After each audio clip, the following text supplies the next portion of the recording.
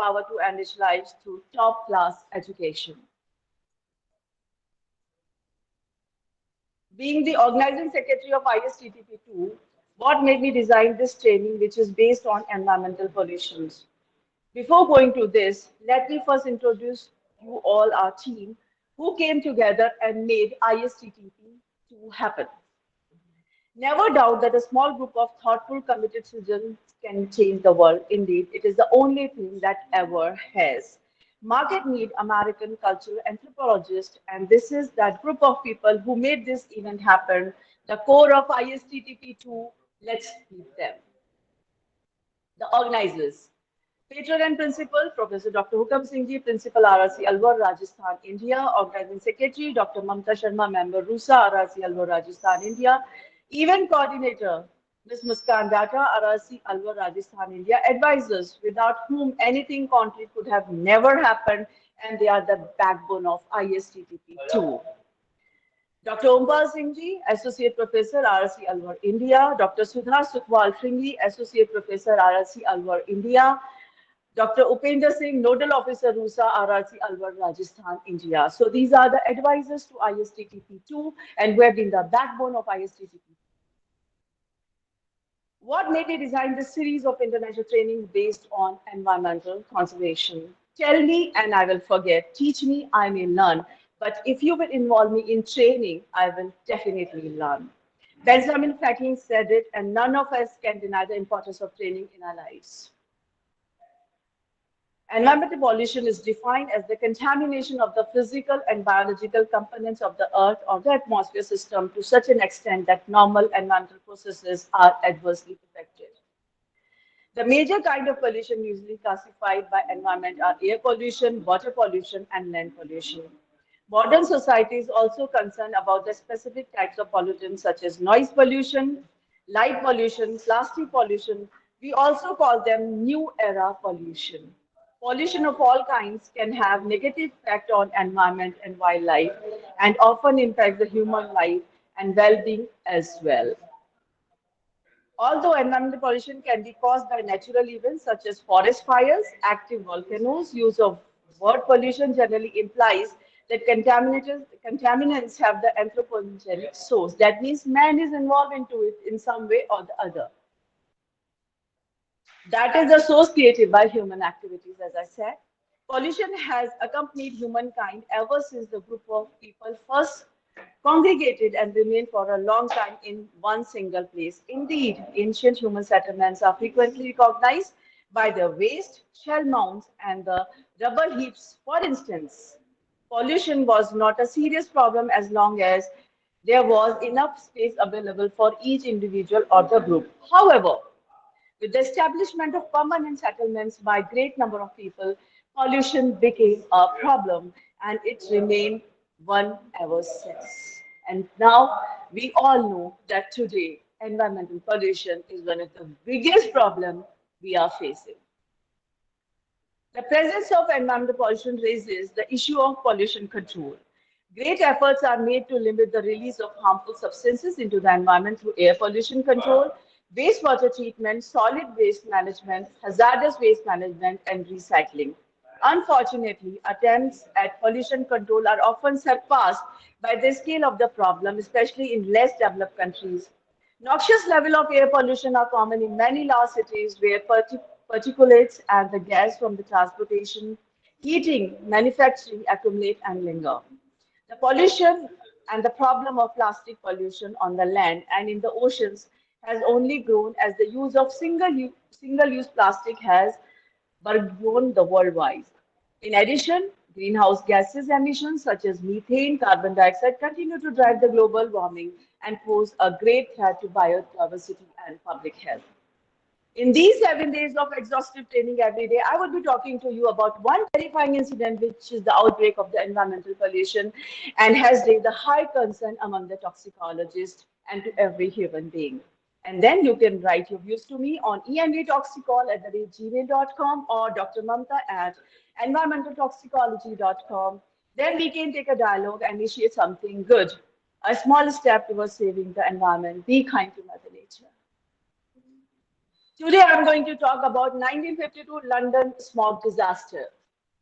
Dire visions was foreboding, glare upon through the gloom. Britain's smoke cloud sinks corroding on the land of noisome fume.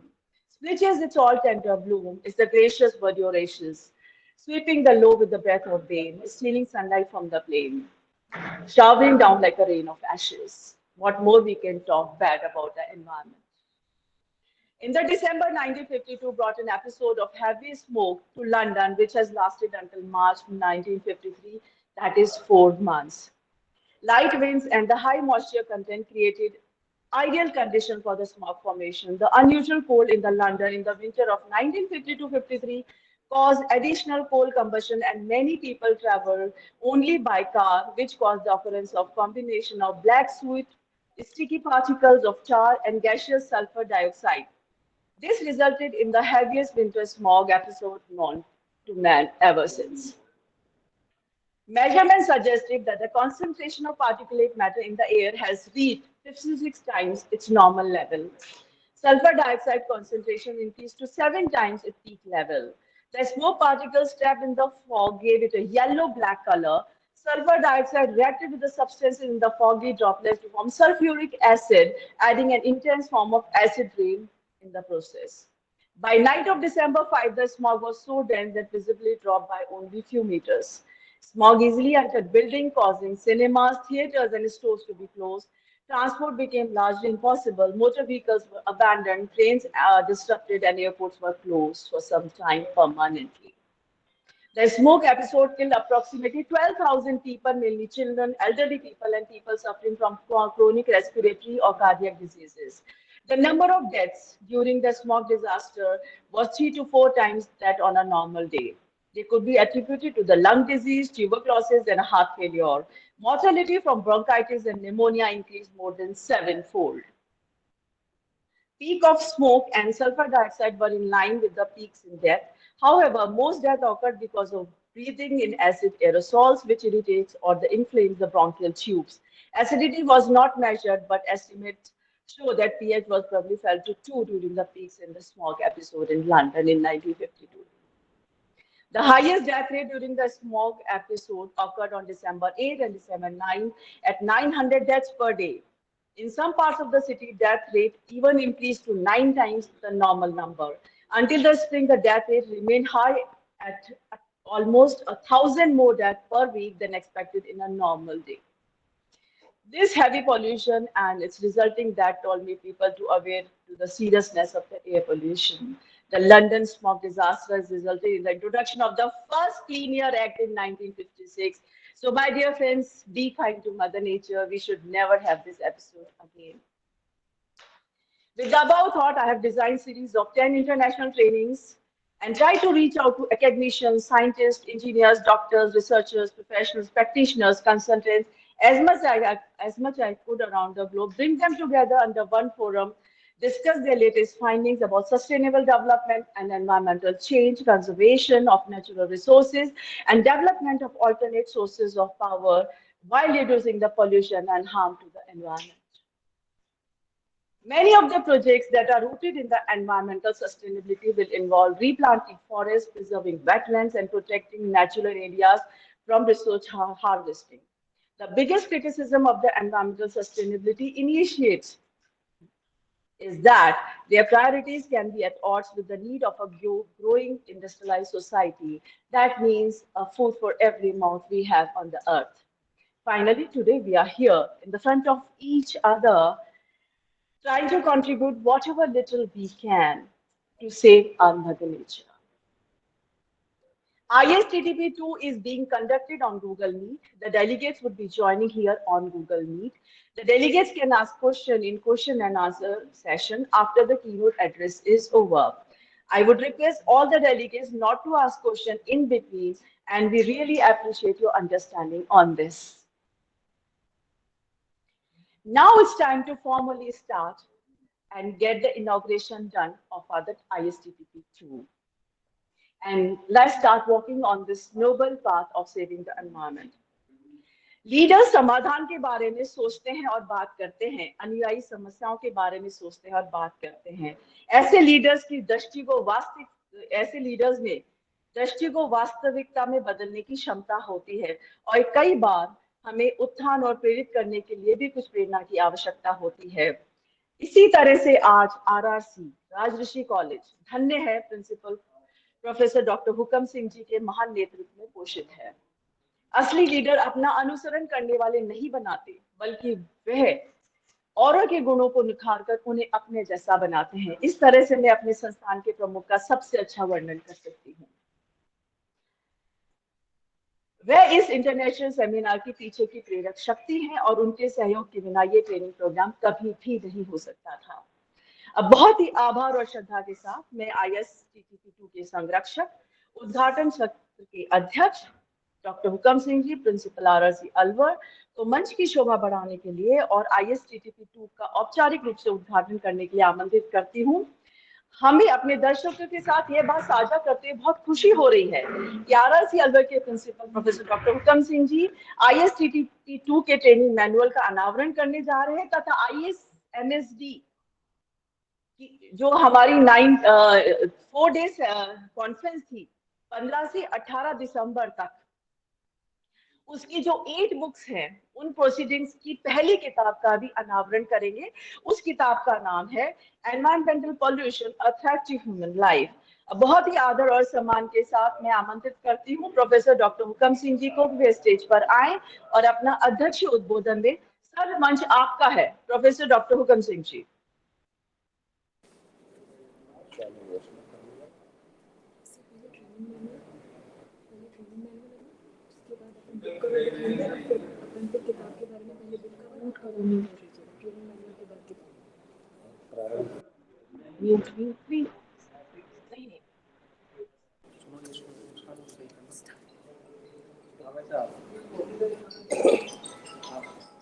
आप सभी सुधीजनों को प्रणाम करता हुआ आज बैसाख कृष्णा चतुर्थी विक्रम संवत 2079 ज्येष्ठा नक्षत्र वरियान योग में आयोजित इंटरनेशनल कॉन्फ्रेंस ISTTP-2 के प्रारंभ की मैं विधिवत घोषणा करता हूँ।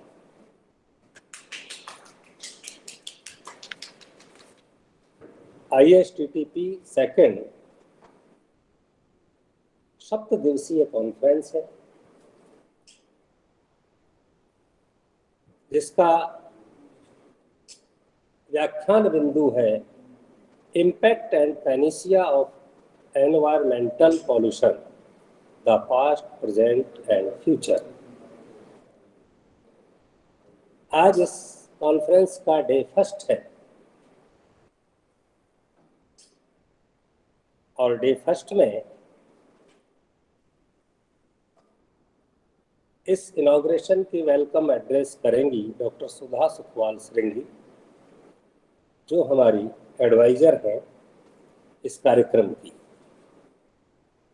प्रथम कीनोट स्पीकर हैं doctor MM Saxena, vice chancellor Tantia university Sriganganagar, Rajasthan, India.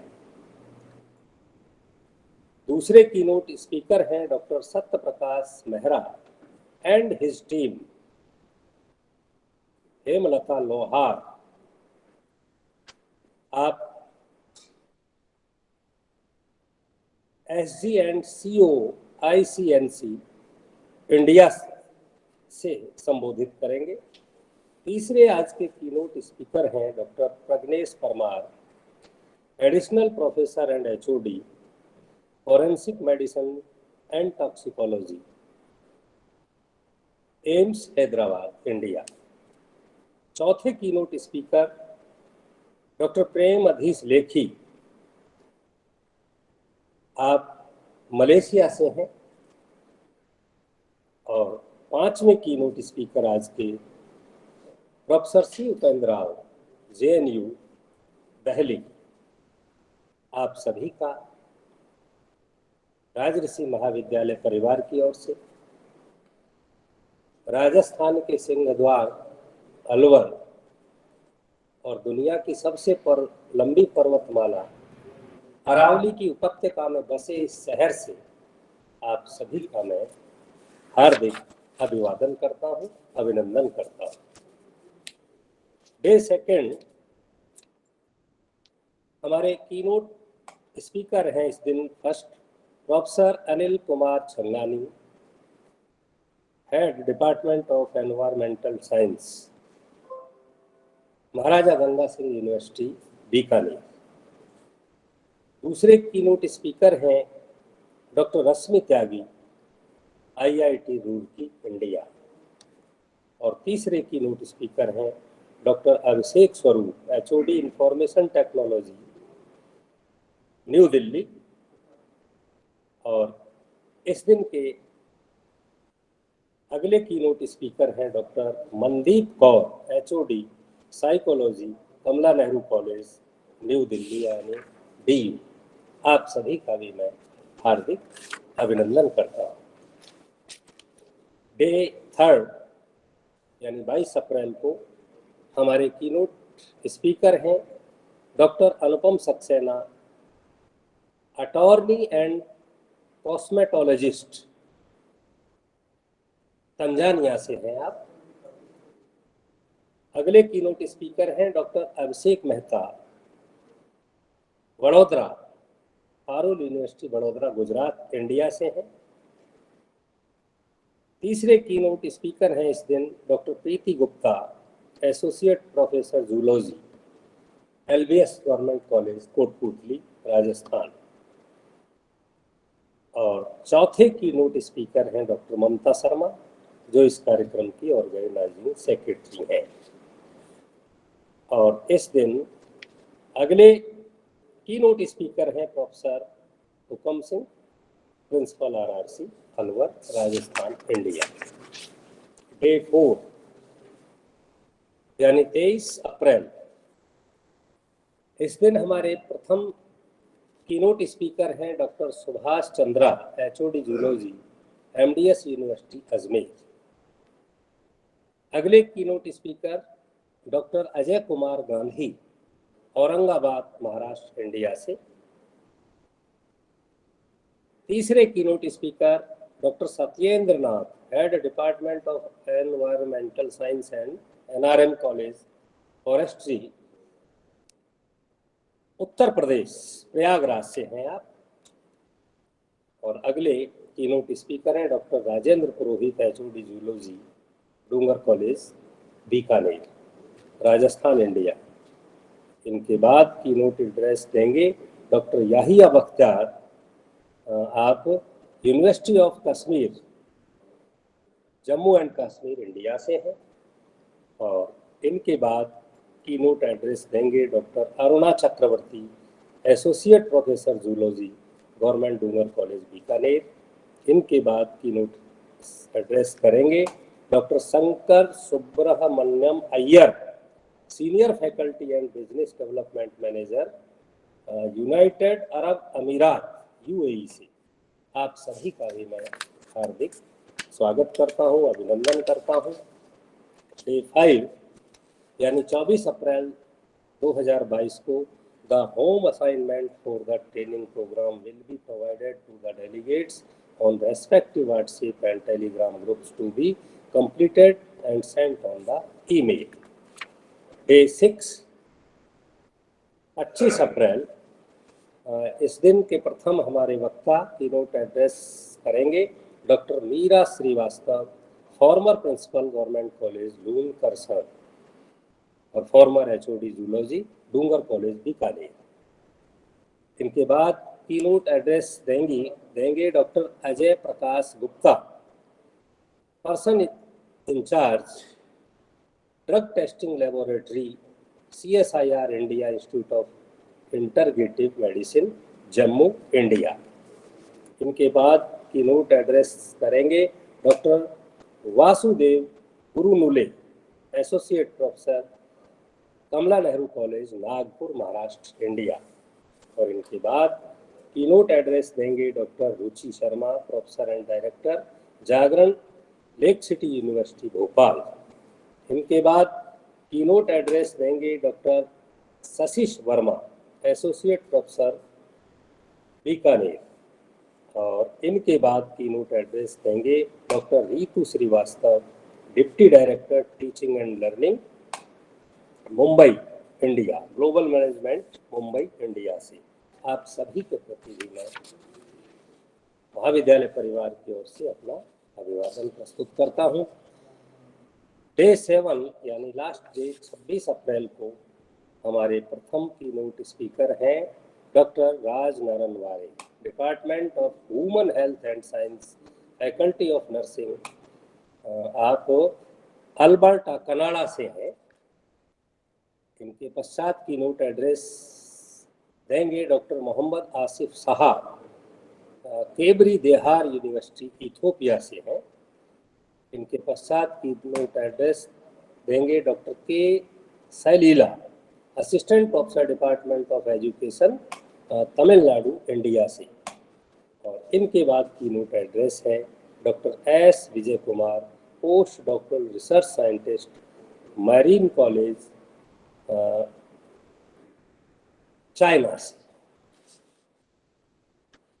और इसके बाद 7 डे इन कीनोट एड्रेस के बाद इसका वैलेडिक्टरी सेशन होगा, जिसमें वैलेडिक्टरी सेशन में भी हमने एक प्रख्यात विद्वान को कीनोट एड्रेस के लिए आमंत्रित किया है और हमारा निवेदन उन्होंने स्वीकार किया है। उनके प्रति मैं कृतज्ञता ज्ञापित कर रहा हूँ। आप हैं doctor Rajiv Kumar Mahajan, scientist G and adviser, science and engineering research board, ministry of science and technology, government of India. बहुत बहुत स्वागत डॉक्टर राजीव कुमार जी, आपने हमारा आग्रह स्वीकार कर हमें प्रभार किया। मैं कह सकता हूं कि भारत सरकार का योगदान भी हमारे इस कार्यक्रम के साथ जुड़ गया है। और recap of the training doctor Mamta Sharma प्रस्तुत करेंगी और वैलेडिक्टरी एड्रेस मुझे प्रस्तुत करना है। इस प्रकार ये 7 दिवसीय ISTTP का प्रोग्राम हम माँ शारदे से प्रार्थना करते हैं और आप सभी सुधीजनों की शुभकामनाएं चाहते हैं कि ये हमारा कार्यक्रम निर्बाध गति से और सही मायने में सफल हो। इस अवसर पर मैं ज़्यादा ना कहकर इतना कहूँगा कि इस कार्यक्रम में लगभग 2200 रजिस्ट्रेशंस हमें मिले हैं पूरे वर्ल्ड से। और पिछली ISTTP में हमारे पास 32 देश थे। रात को एक और नया देश हमारे साथ जुड़ा, यानी 33 हो गए। और एक खुशी की बात कि पिछली बार 32 देश थे, लेकिन इस बार कहते हैं दुनिया में 7 महाद्वीप हैं और 7 महाद्वीपों तक हमारा ये मंच पहुंच चुका है। ये न केवल हमारे इस महाविद्यालय के लिए, अलवर के लिए, राजस्थान के लिए और इंडिया के लिए गौरव की बात है, गर्व की बात है कि पूरी दुनिया से ये मंच जुड़ चुका है। जो कुछ नए देश जो हमसे जुड़े इस बार वो ये हैं Malaysia, Canada, China, Ethiopia, UAE, Tanzania, ये देश नए रूप में हमसे जुड़े हैं। अब जैसा कि इसका थीम है पर्यावरण प्रदूषण के मानव जीवन पर प्रभाव और उनका समाधान, वर्तमान, भूत, भविष्य। तो हम इंडिया से रूबरू हो रहे हैं आप लोगों से। और इंडिया, भारतवर्ष, सनातन और पुरातन परंपरा, सभ्यता और संस्कृति वाला देश कहा जाता है। कहा ही नहीं जाता, माना जाता है, और ये प्रमाणित है, क्योंकि दुनिया की सबसे पुरानी सभ्यता की जब हम बात करते हैं तो मोहनजोदड़ो और हड़प्पा की बात आती है। और ये और भी गर्व की बात है कि जो मोहनजोदड़ो और हड़प्पा की संस्कृति है, वो जिस स्टेट से मैं आपसे जुड़ रहा हूँ, बात कर रहा हूँ, वो राजस्थान ही है।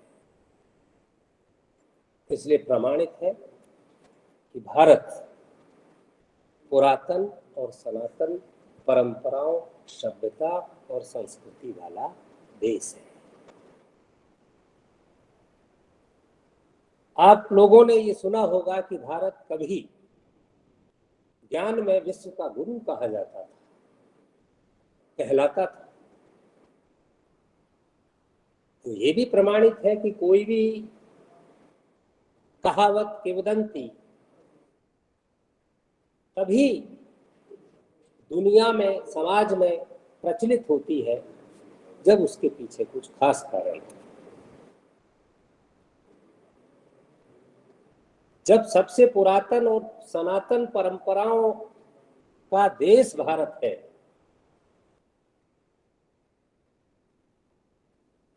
इसका मतलब यह है कि इसका लिटरेचर, चाहे वो संस्कृत भाषा का रहा हो, हिंदी का रहा हो, उर्दू का रहा हो, मराठी, बंगाली, किसी भी भाषा का रहा हो, लेकिन वो समृद्ध है और समृद्ध था। और मानव के हित के लिए क्या क्या होना चाहिए, क्या क्या किया जाना चाहिए, वो सब भारतीय साहित्य में, भारतीय वाङ्मय में मौजूद था और मौजूद है। शायद इन्हीं बातों को ध्यान में रखते हुए चीनी यात्री वैनसांग भारत आया होगा।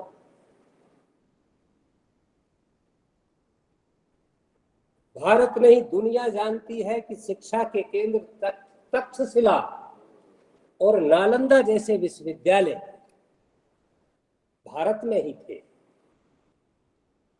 और बहुत सारे, मैं संस्कृत का बालक हूं और इतिहास मैंने पढ़ा, और प्रशासन का काम है तो भूलता जा रहा है, लेकिन कुछ कुछ स्मृति पर आ रहा है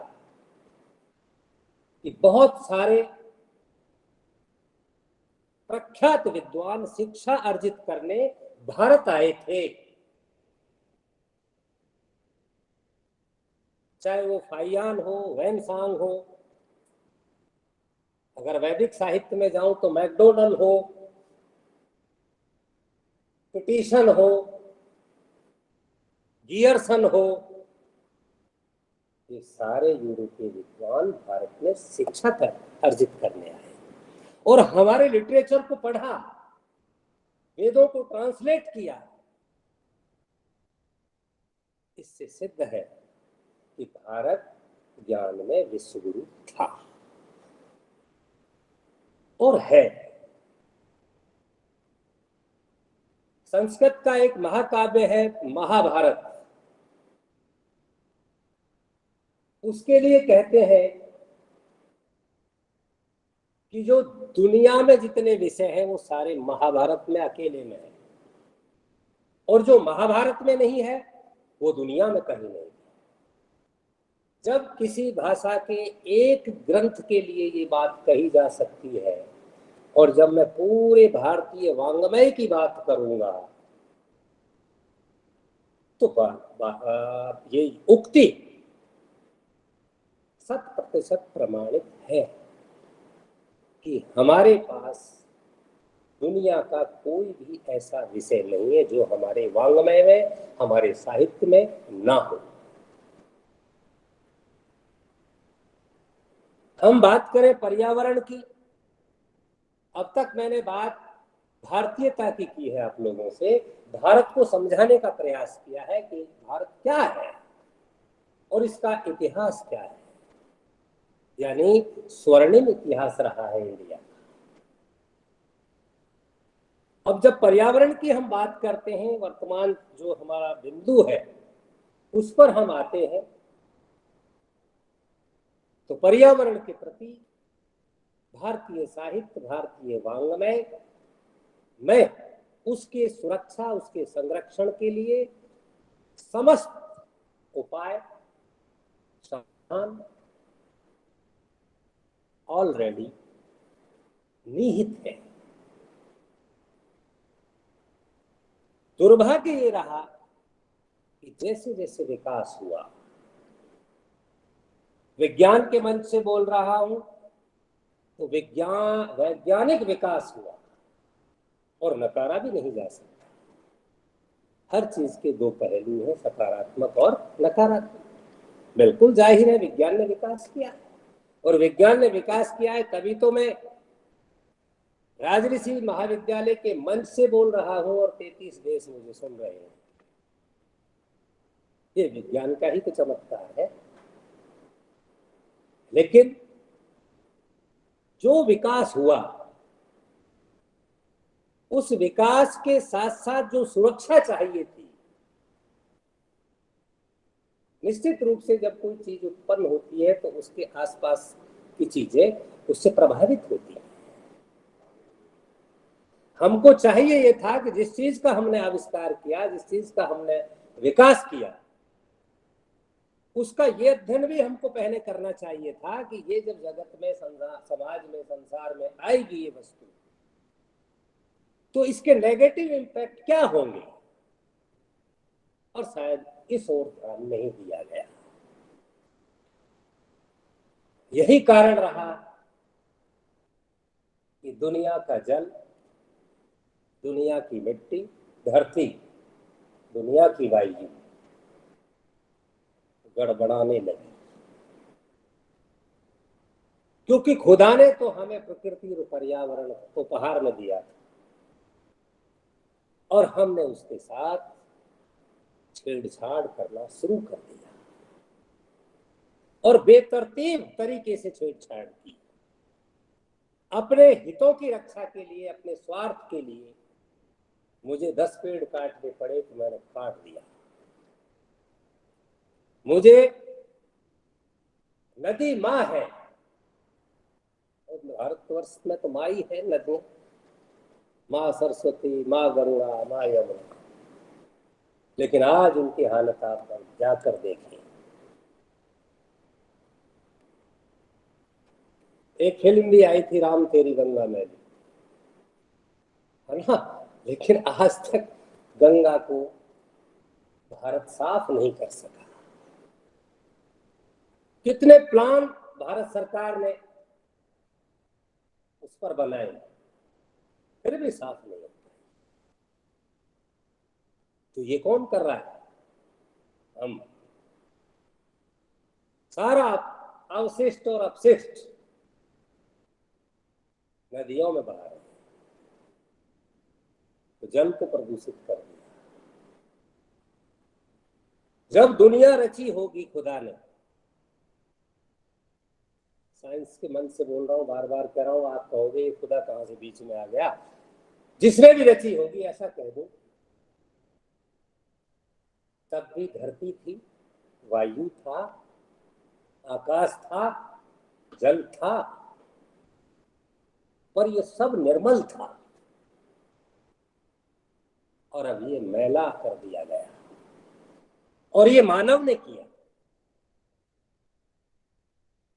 मुझे याद आ रहा है, इतिहास में पढ़ा है, अशोक महान एक राजा हुए थे।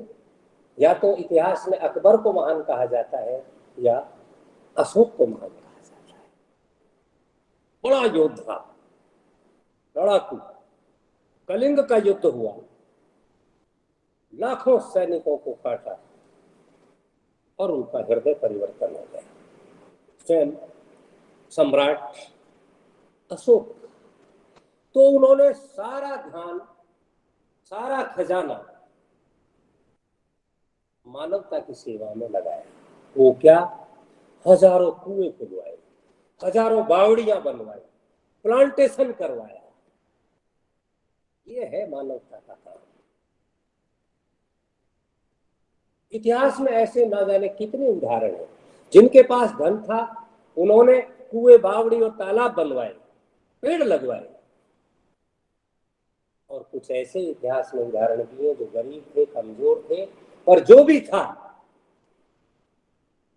उससे ही पर्यावरण की सुरक्षा में अपना धन और मन और तन अर्पित कर दिया। यह है सही मायने में नागरिक होने का बोध। इसलिए मैं ये कहना चाहूंगा इस मंच के माध्यम से समस्त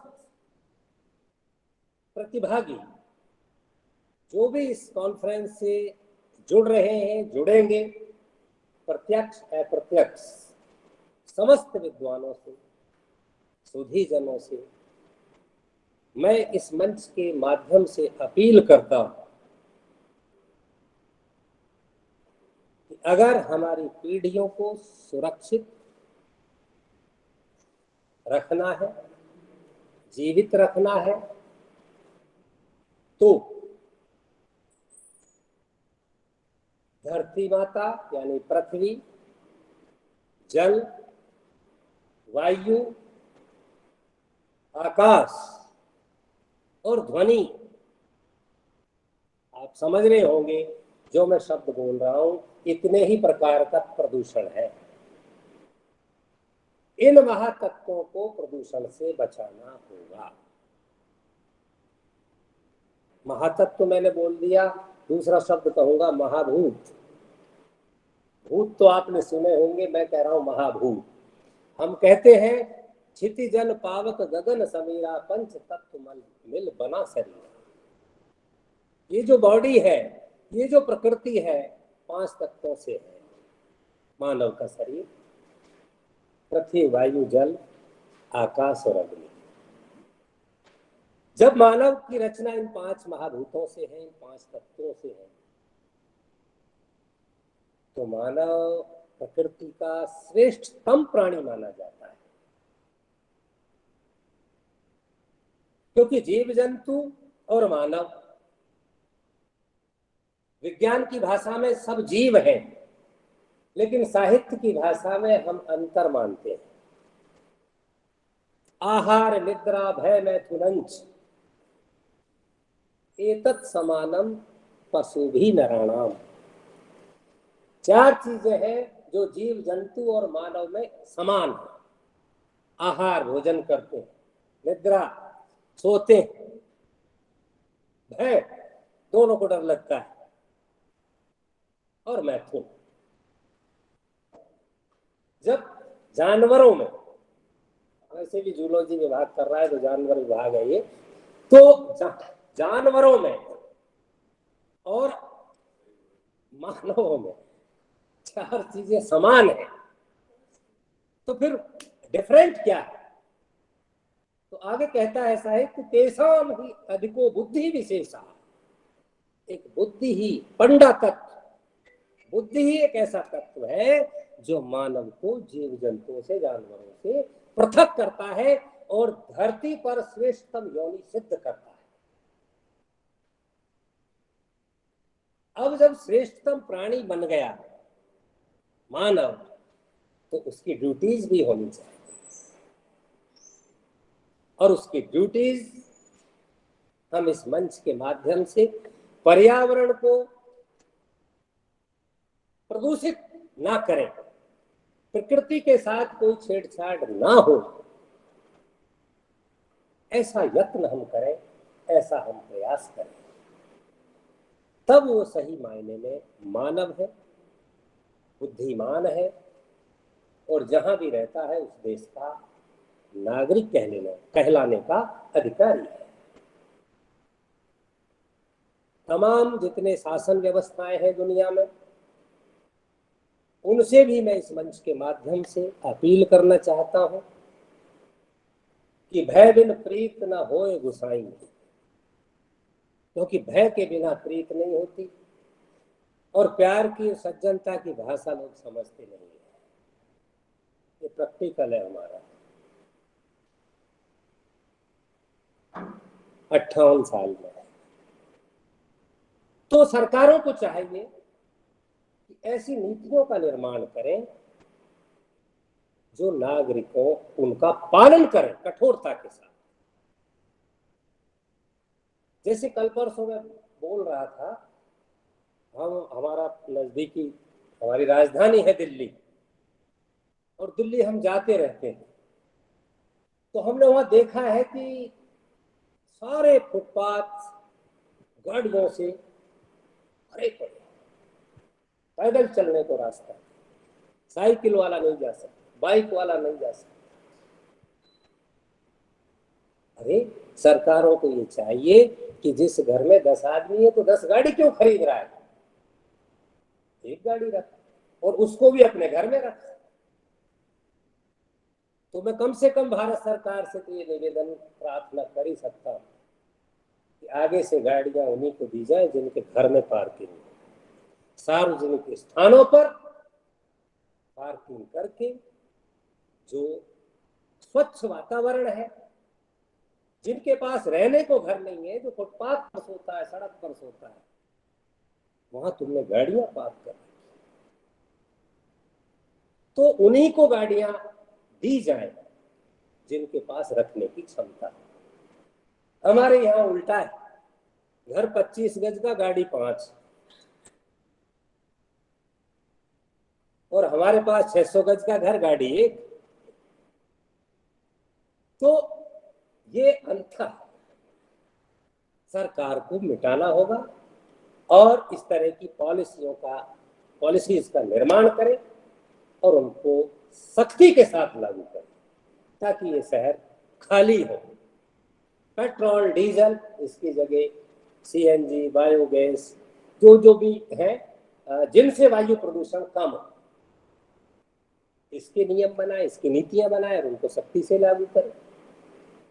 ध्वनि प्रदूषण इतना है कि लोगों को सुनना कम हो गया, बहरे हो गए, और यही चलता रहा तो पता नहीं क्या होगा। ये फैक्ट है, बहुत लोगों को सुनना कम हो गया है। भाई मुझे कोई आवाज अच्छी नहीं लग रही और उसको आप लगातार बजाए जा रहे हो अपने घर में, पड़ोस सारा परेशान, तो उसको धीरे बजा ले।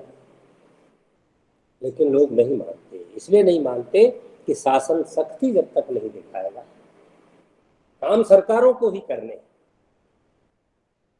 और कुछ हमारे नैतिक दायित्व है, जहां हम रहते हैं हमारी ड्यूटी है कि हम आसपास के वातावरण को स्वच्छ रखें।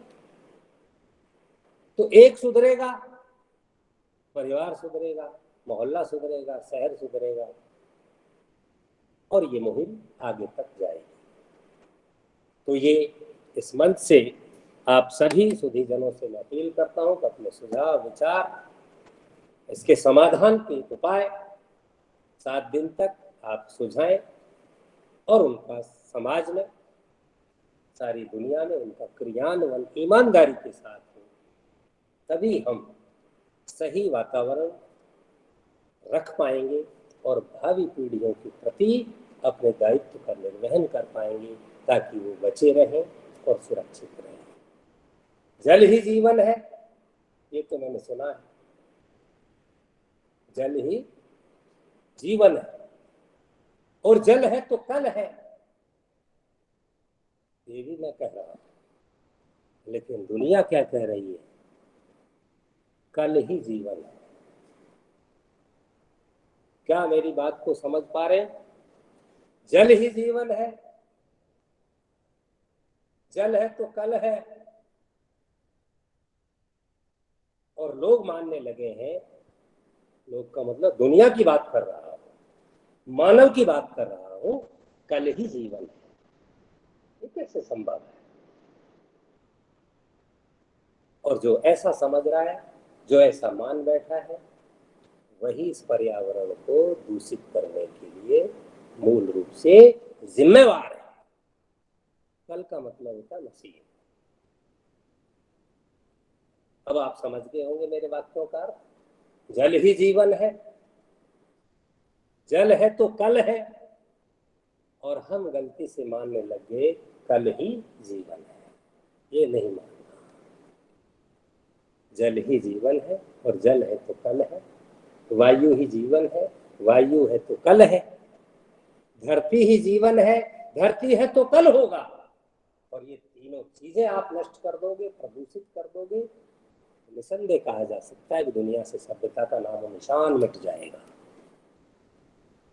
इसलिए इस अपील के साथ आप सबको प्रणाम और नमन करता हुआ अपेक्षा करूंगा और देखूंगा भी 7 दिन तक आपके विचारों को आत्मसात करने का प्रयास करूंगा। जय हिंद, जय भारत।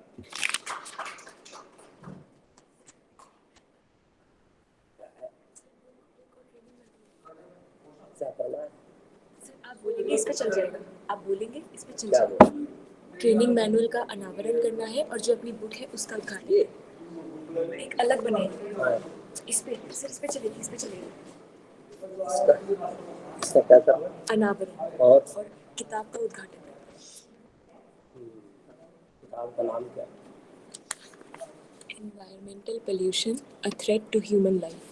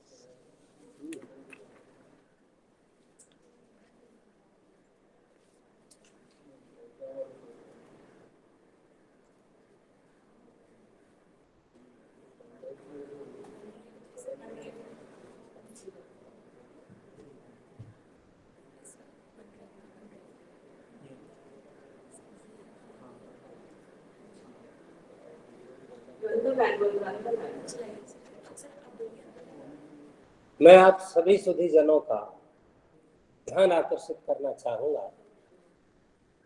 दिसंबर 2021 में हमने इसी महाविद्यालय के इसी मंच से ICMSC त्रिदिवसीय अंतर्राष्ट्रीय कॉन्फ्रेंस किया था। उस कॉन्फ्रेंस में हमने ये घोषणा की थी कि जब हम ISTTP-2 लॉन्च करेंगे दुनिया के सामने, तो उस कॉन्फ्रेंस के, दिसंबर वाली कॉन्फ्रेंस के 8 बुक्स का हम उसमें हमारा प्रिंट चल रहा था। और ये बड़ी खुशी और गर्व की बात है कि आज इस शुभ मुहूर्त में ISTTP-2 दुनिया के सामने प्रस्तुत करते हुए मैं इस अवसर पर हमारी जो पुस्तक है प्रथम 8 की श्रृंखला में पहली किताब का विमोचन कर रहा हूँ, जिसका शीर्षक है environmental pollution, a threat to human life. ये पहली पुस्तक, और ये पुस्तक टोरंटो कनाडा से प्रकाशित है, नॉट इन इंडिया। अंतर्राष्ट्रीय बुक है ये, इस कॉलेज के लिए और महाविद्यालय परिवार के लिए, अलवर शहर, राजस्थान और भारत के लिए एक गौरव की बात है, गौरव के क्षण है कि इस छोटे से महाविद्यालय ने अल्प से प्रयास से और ये मेहनत से, लगन से यह पहली पुस्तक दुनिया के सामने प्रस्तुत हो गई है। मैं इसको लॉन्च करने की घोषणा करता हूं और सभी सुधीजनों से निवेदन कि आप लोग इससे पढ़ें और सीखें, और अगली पुस्तकें जैसे जैसे आएंगी आपके सम्मुख प्रस्तुत कर दी जाएंगी। जय हिंद, जय Bharat. Pin up, pin me up, pin me up, pin me up, pin me up.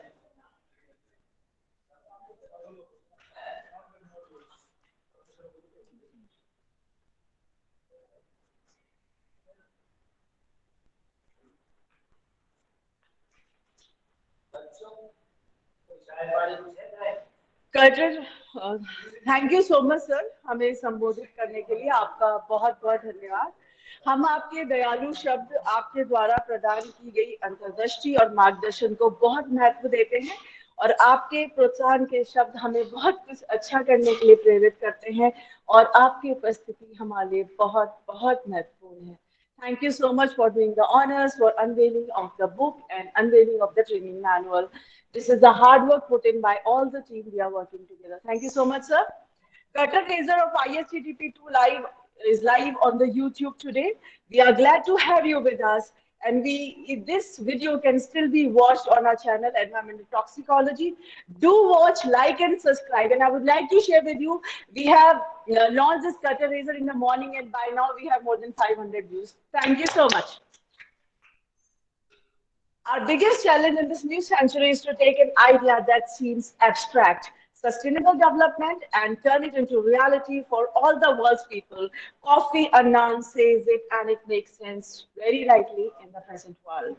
Now, I would like to call upon Dr. Sudha Sukwal Shinghi, advisor to ISTTP-2, for the formal welcome address. Dr. Shinghi is presently working as the associate professor in the Department of Chemistry at RRC Alwar, Rajasthan. Dr. Sudha Sukwal Shinghi, ma'am, stage is all yours. Thank you so much, Dr. Mamta. We can change the world and make it a better place. It is in your hands to make a difference. Nelson Mandela. A very good morning to all of you.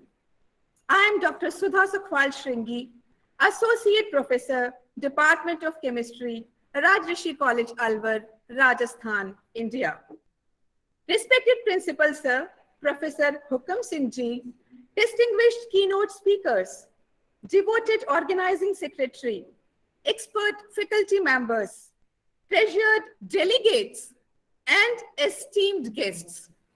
It's my pleasure to extend a warm, hearty, and cheerful welcome to you all, filled with desires, hopes, and dreams we all share.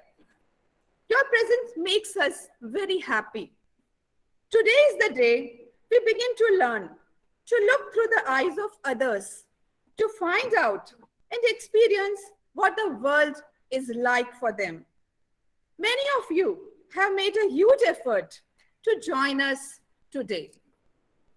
On behalf of Raj Rishi College, Alvar, we are deeply appreciative and offer you our most grateful and warm welcome in this international short-term training program to On Impact and Panacea of Environmental Pollution, the Past, Present, and Future. It's a 7-day training program starting from 20th April to 26th April 2022. I'm delighted to inform you that we have global participation of 33 countries with over 2,200 registrations. There will be 33 keynote addresses delivered by renowned, knowledgeable, and ingenious speakers from 7 countries. They are brilliant, admired, and expert in their respective fields. I'm deeply honored to welcome each one of them and so happy with the collected expertise gathered here. On day 1st, we will have 5 keynote addresses. On day 2nd, 3rd, and 4th, we will have 4, 5, and 7 keynote addresses respectively. On day 5, the home assignment for the training program will be provided to the delegates. On day 6 and 7, we will have 6 and 4 keynote addresses respectively.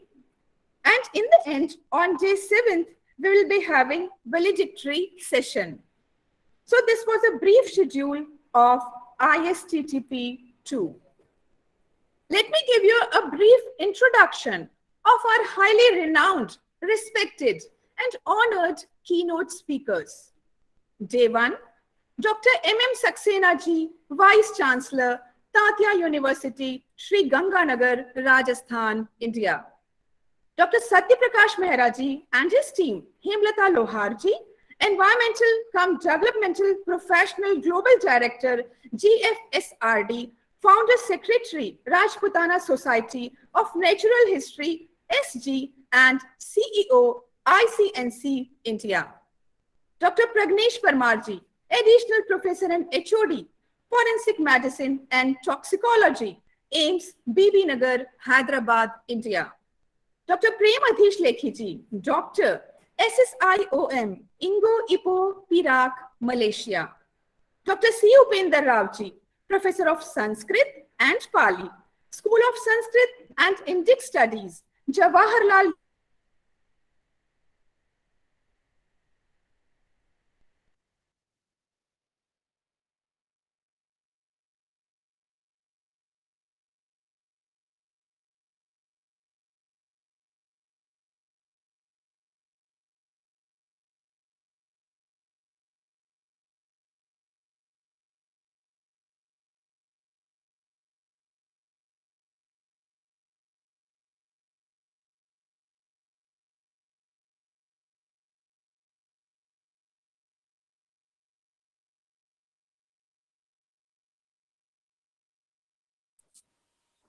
Yeah, sorry, there was a technical glitch.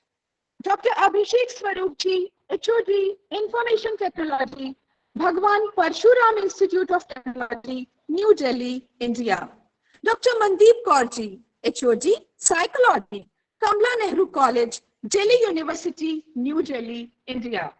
J3, Dr. Anupam Saxena ji, Attorney and Cosmetologist, Dar es Salaam, Tanzania. Dr. Abhishek Mehta ji, Assistant Professor, IT and Computer Science, Parul University, Vadodara, Gujarat, India. Dr. Preeti Gupta ji, Associate Professor, Zoology, LBS, Government College, Kotputli, Rajasthan, India. Dr. Mamta Sharma ji, Associate Professor, Zoology, Raj Rishi College, Alwar, Rajasthan, India. Professor Dr. Hukam Singh ji, Principal, Raj Rishi College, Rajasthan.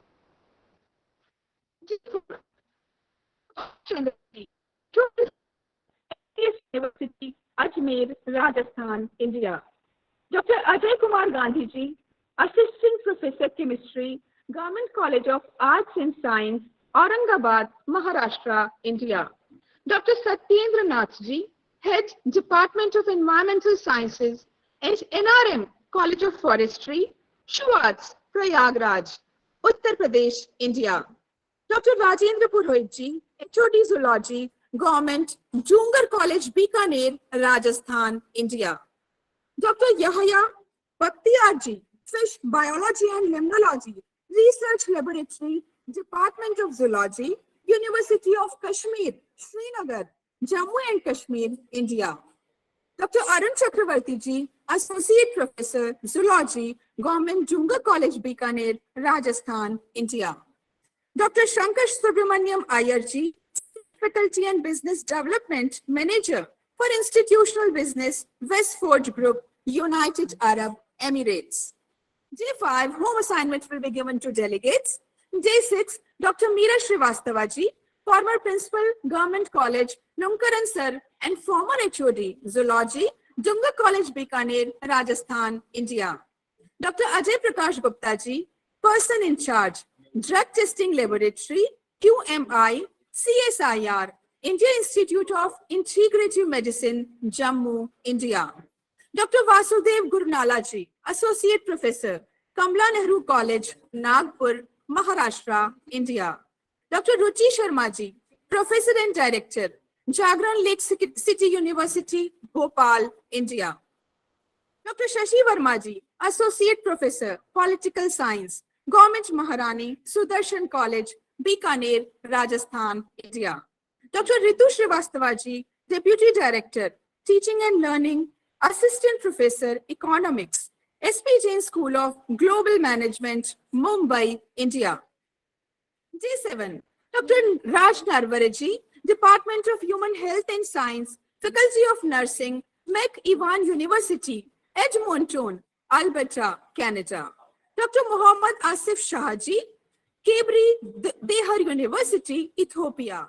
Dr. K. Sai Leelaji, Assistant Professor, Department of Education, Annamalai University, Chidambaram, Tamil Nadu, India.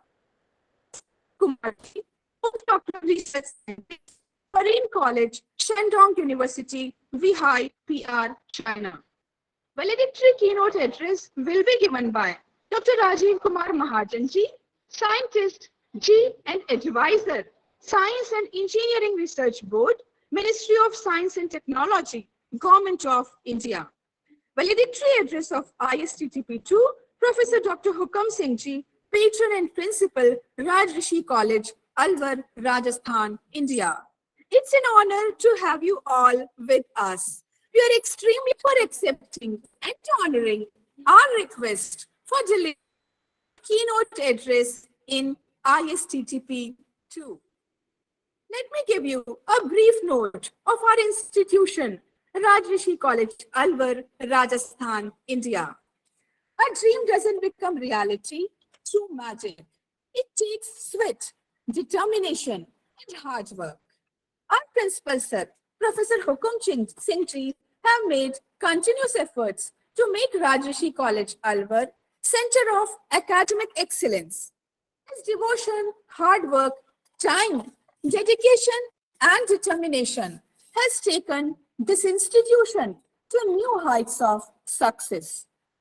Nestled amidst the city of Alvar, Raj Rishi College is considered as one of the most prestigious educational institutions of the state, functioning under the aegis of the government of Rajasthan.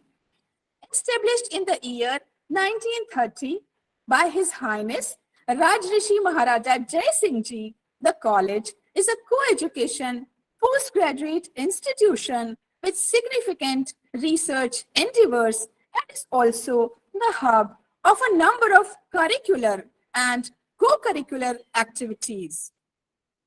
Another significant attribute of Raj Rishi College is that it is the only autonomous college in the government sector in Rajasthan. The college follows a semester system for all its courses, given that the responsibility of the institution in teaching is immense. The college has adopted a number of new pathways and teaching methodologies to attain high standards of academic excellence. Raj Rishi College is also a center of research. The research work of faculty members has been published in journals of international repute. Funded research projects are also going on in the college. Well, the list is too long and the time is too short. I hope that all of you will have the 7 most productive days of interesting and stimulating discussions.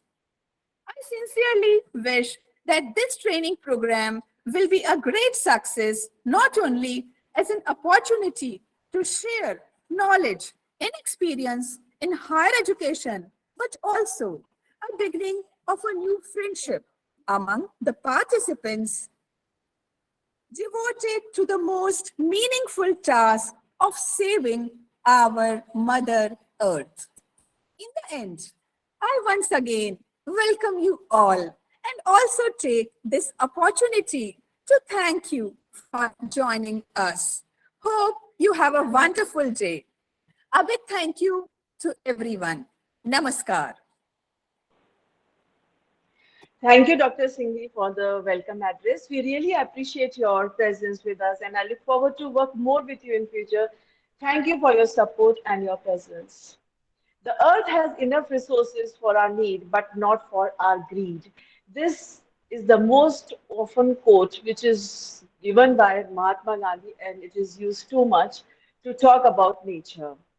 And this portrays his concern for nature and the environment. Now it's time for our first keynote address to be delivered by Dr. N.N. Saxena, Vice Chancellor, Tatiya University, Sri Ganganagar, Rajasthan, India. Sir, आपका बहुत बहुत स्वागत, अभिनंदन. Professor M.M. Saxena is a gold medalist in MSc Zoology and completed his PhD from University of Jodhpur. He has been awarded honorary doctorate of United Noble Rescue Services Sweden and Nigeria for the contribution to the field of higher education.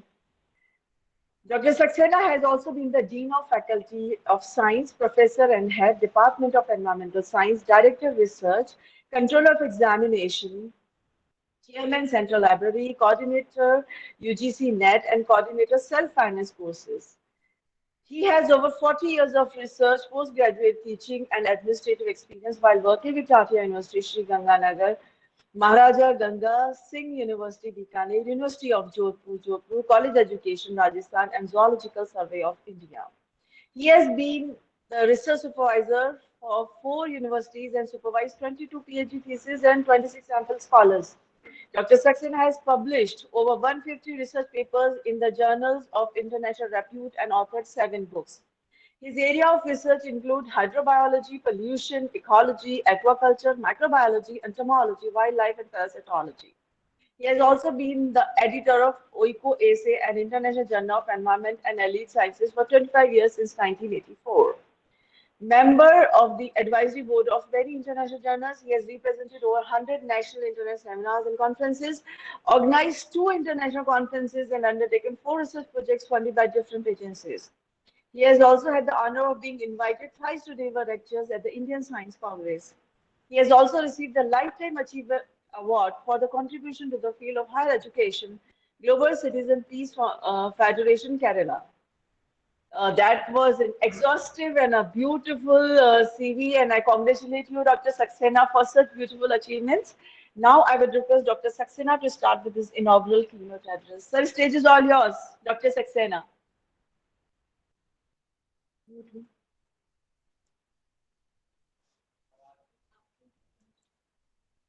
Sir, please unmute yourself. Yes, I'm doing that. Yeah, we can hear you and we can see you as well. Okay, thank you. ये भी करेंगे slide show.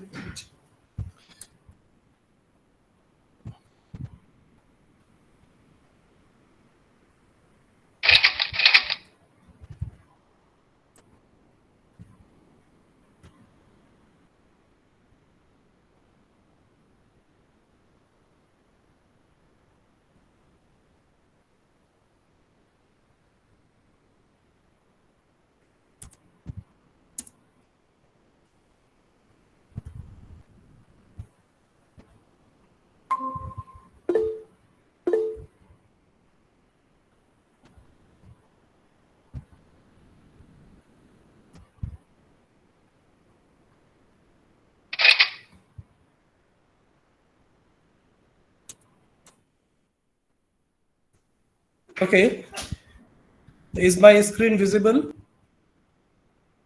Dr. Sharma?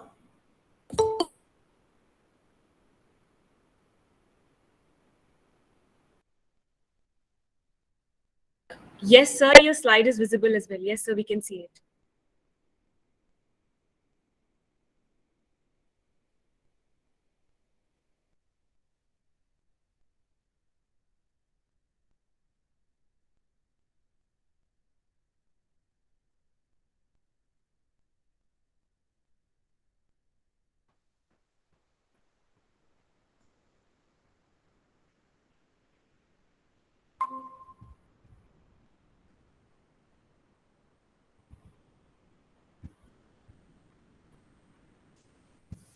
Am I audible now?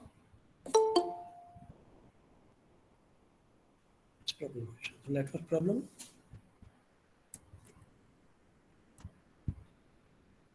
इस तरह से चलने दीजिए.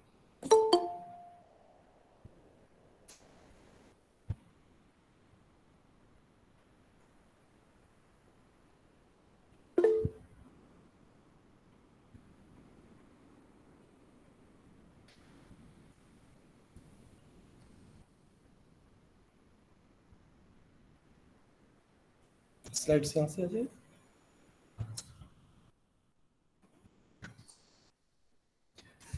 Yes, friends, am I audible? Am I audible? Am I visible to you? Not getting, I think. Dr. Sharma, can you listen to me?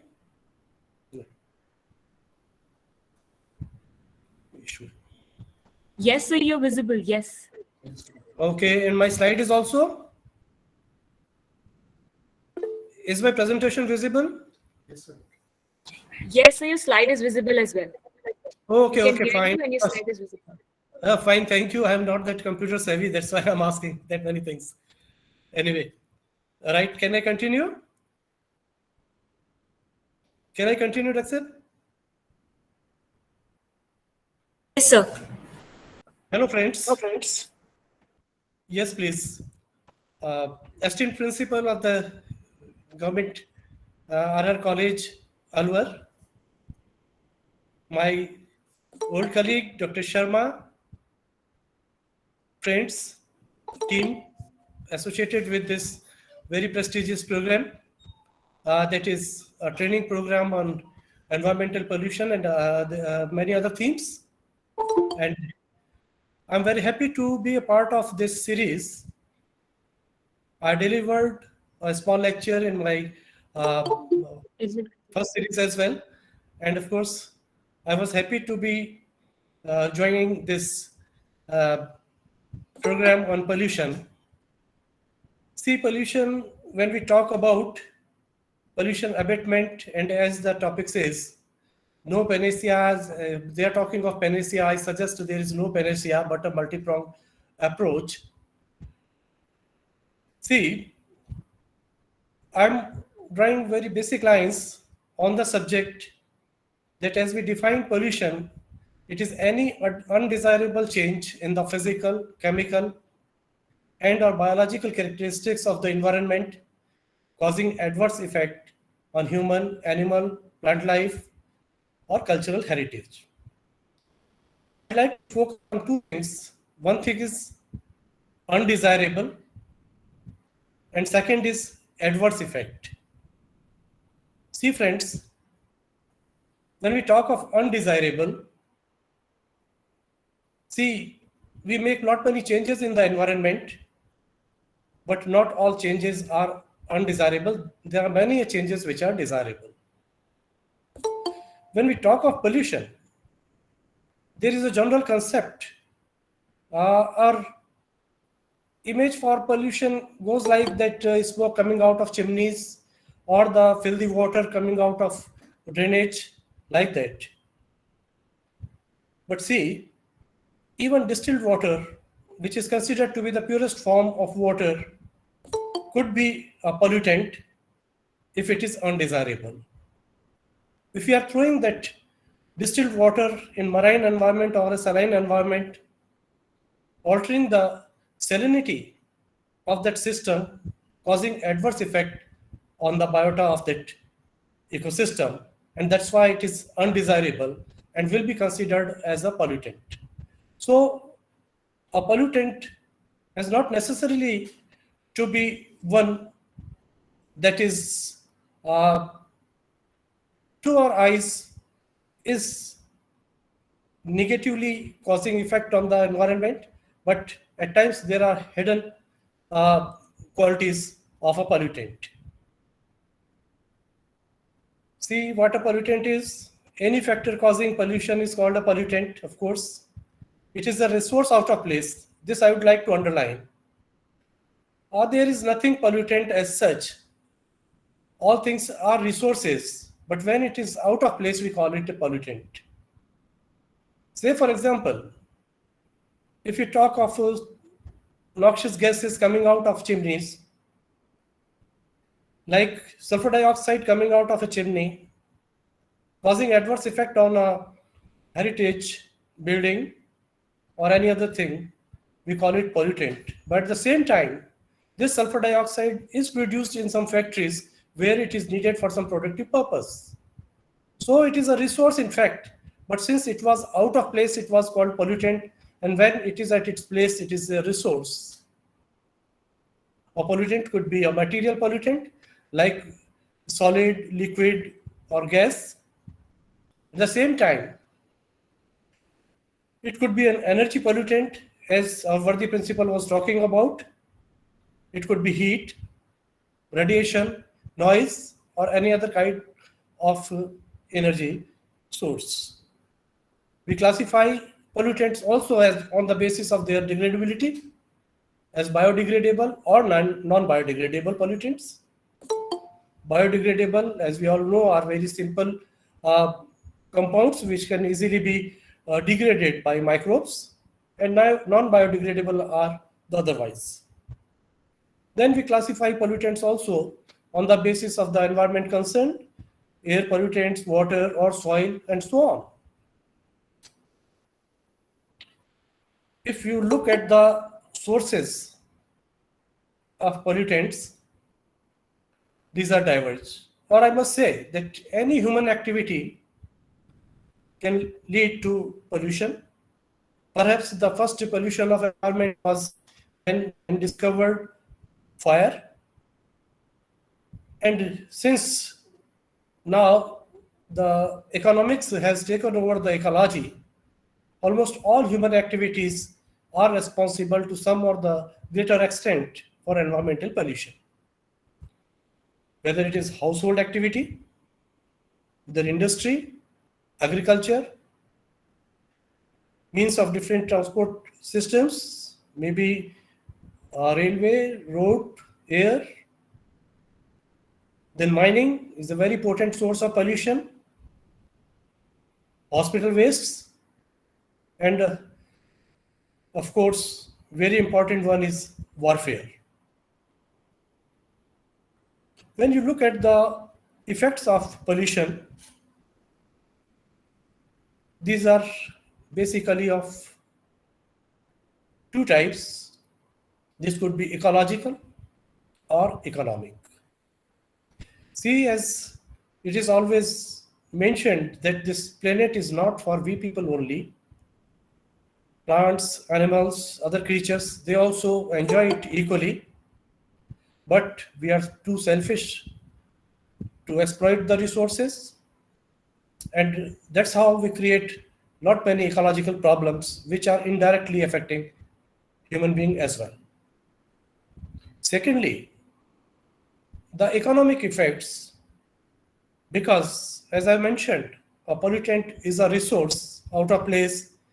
We are losing some resource in the form of pollutant. Secondly, the cost on repair or redressal of the environment, of the nature, has to be borne by the human society only. So it ultimately draws a burden that is economic one on the human society. Human health is directly affected by kinds of pollutants. And I would like to emphasize here that when we talk of human health, may it be a respiratory problem, may it be renal or something relating to our other vital organs. See, we need variety of drugs. So is true for pollution. There cannot be a panacea for a problem like pollution because it also has not many effects on not many parts of the ecology, human settlements, a society, and human health. So it has to be addressed in a very specific way using a multi-pronged approach. See, on desirable animal and plant species, at the same time, it has effects on cultural heritage. That is very important one. We talk of the marble of Taj Mahal turning pale because of certain air pollutants, and so on. There are not many examples today. See, as we talk of pollution abatement or amelioration of the situation, there are two things very important. One thing, we should have an efficient monitoring system. And secondly, if at all needed, we should have an effective treatment procedure as well. When we talk of efficient monitoring, this could be done through physical chemical examination of a large number of environmental attributes and discharges. Say, for example, if you are talking of air pollution, you are measuring particulate matter, measuring gases. If you're talking of water, you are measuring BOD, other gases like oxygen, carbon dioxide. You are measuring heavy metals in it, and so on. So, large number of parameters are to be monitored if you are going for the first choice. Then there is other choice, that is of making use of bioindicators and indices. This is in vogue nowadays, that we make use of biological subjects which are very good sensors to the environment and give a very precise picture at times to the altered conditions. I'm giving you an example of biological approach in water quality monitoring. We can use a species, its occurrence, abundance, or function in an environment so as to indicate the conditions of existence prevailing over there. Whether the species is occurring or not. If occurring, then how abundant it is, and whether maybe that it is attendant, how is its function, whether its respiration is proper, whether its other metabolic activities are normal, and so on. Biota is considered to be a better indicator of environmental conditions than quantitative measurement of enormous physical chemical parameters, as I right now mentioned. But at the same time, bioindicators have more applicability in the monitoring under stressful conditions, as pollution and arid or frigid environments. See, there are not many considerations if you are using a biological indicator or index so as to assess the environmental condition. One is biological indices may not be as precise or as narrowly accurate as the physical or the chemical indices. You simply cannot say that the pH is 5.7 or pH is 8.2 using a biological indicator. It gives you a roundabout idea whether the water is alkaline or acidic, or if it is acidic to a greater extent or not, or if it is alkaline, it is to a greater extent or not.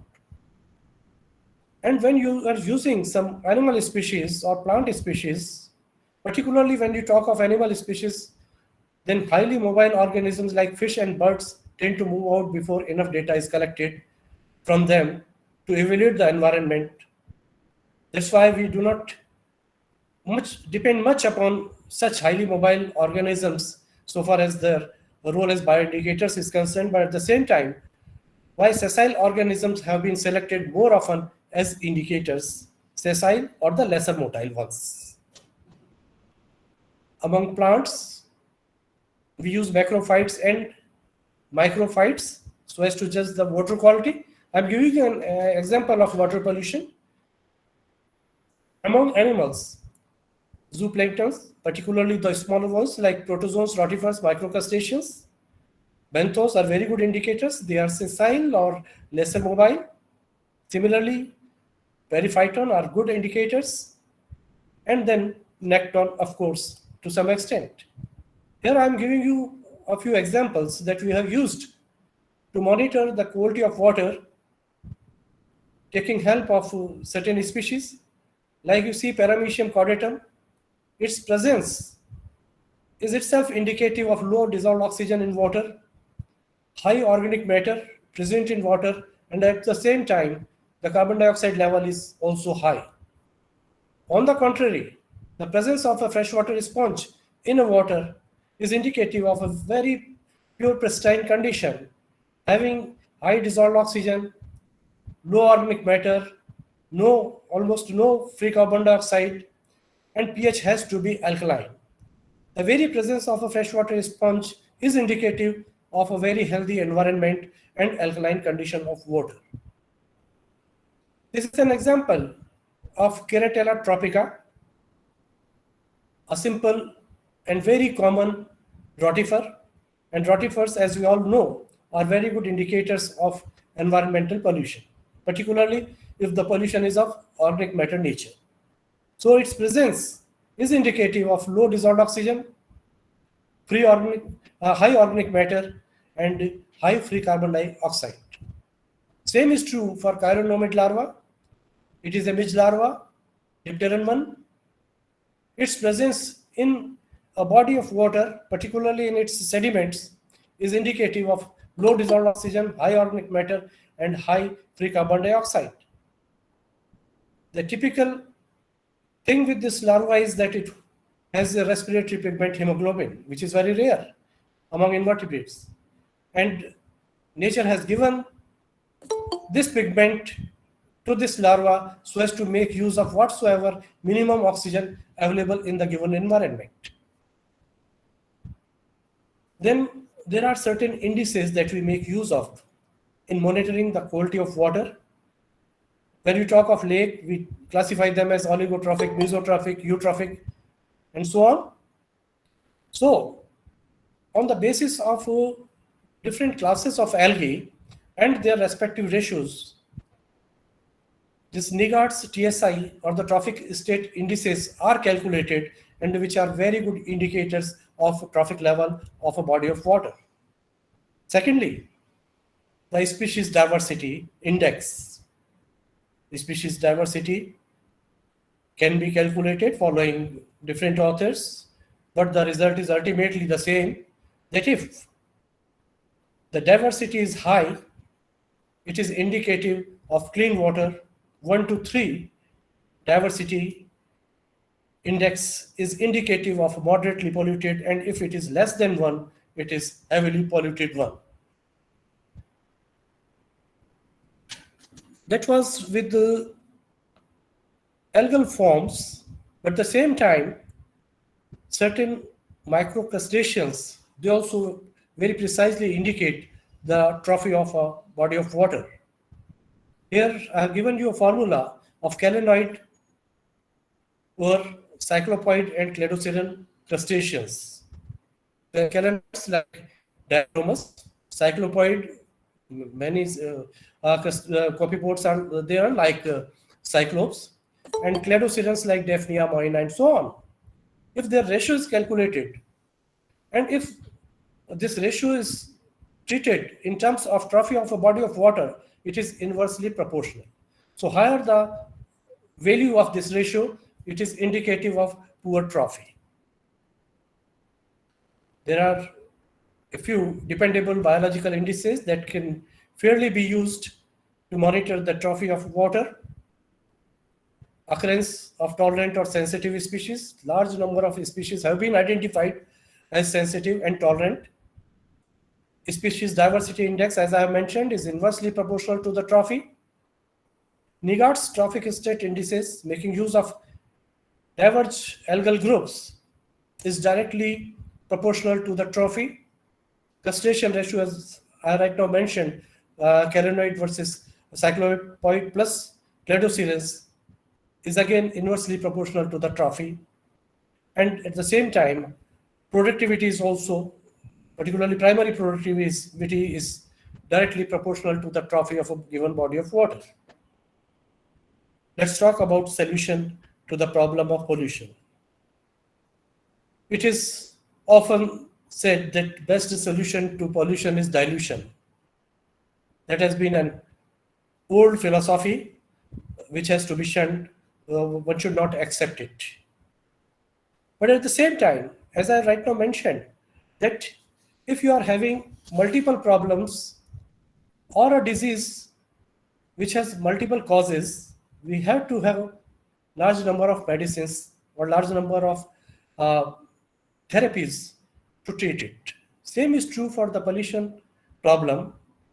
What kind of pollutant it is, how much pollutant density or the concentration is, what is its spread area, whether it is a source pollution or non-source pollution.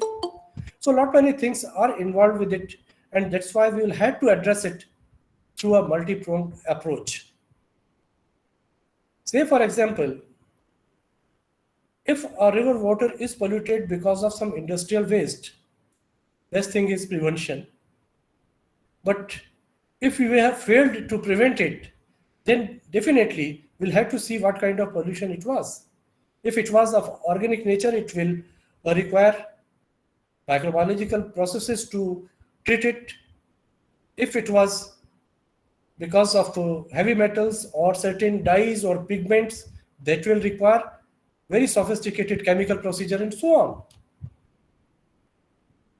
So when we talk of treatment, better, as I mentioned, was prevention is better than cure. But if that prevention has failed, then that pollutant has already got into environment. We'll have to treat it through a mechanochemical process or biological process. There are limitations to both of these.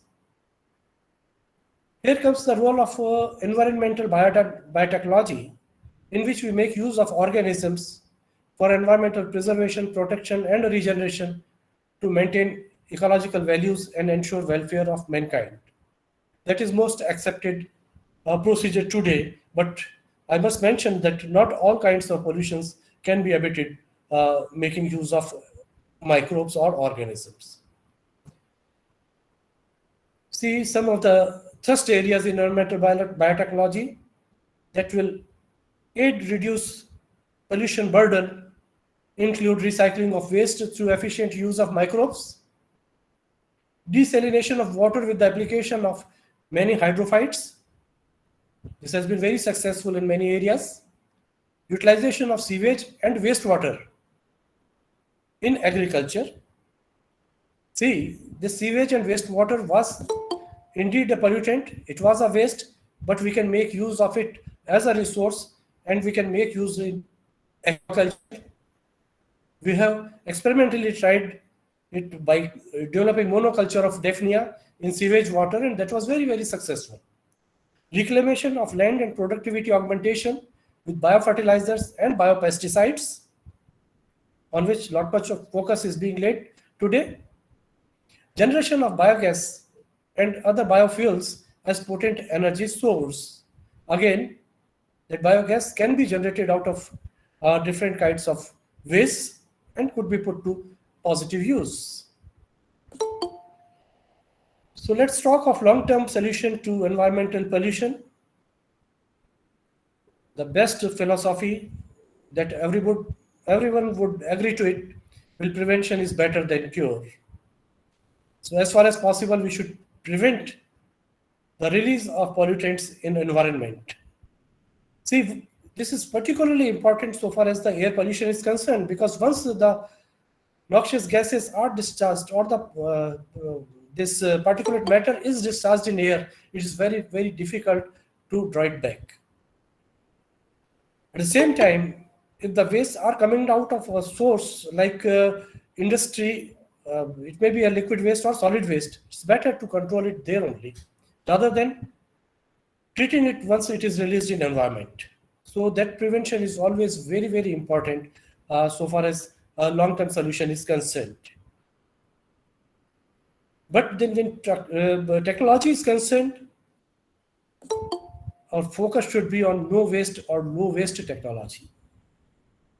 It is best that we make use of whatsoever products are there or byproducts are there in a factory or in an industry, or whatsoever waste produced must be minimum. Whatsoever waste produced may be recycled as far as possible and treated then and there only. That will be the best way. Then environmental education, that has a very important role so far as common man is concerned. And then legal provisions that are to be applied or enforced with all honesty. Lastly, I would like to emphasize that more we consume, more we generate waste. Let's discipline ourselves to live with minimum and waste none. Thank you very much. Thank you very much for giving me this opportunity to be a part of this training program. Thank you. Any questions? They can raise their hand. We'll unmute from here.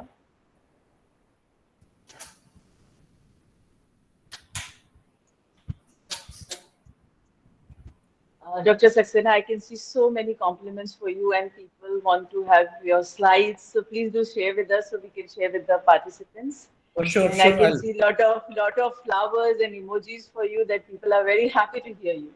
Oh, thank you very much to all. We'll definitely share these screenshots with you. Oh, that's wonderful. Thank you very much, madam. And my all the best wishes for the program.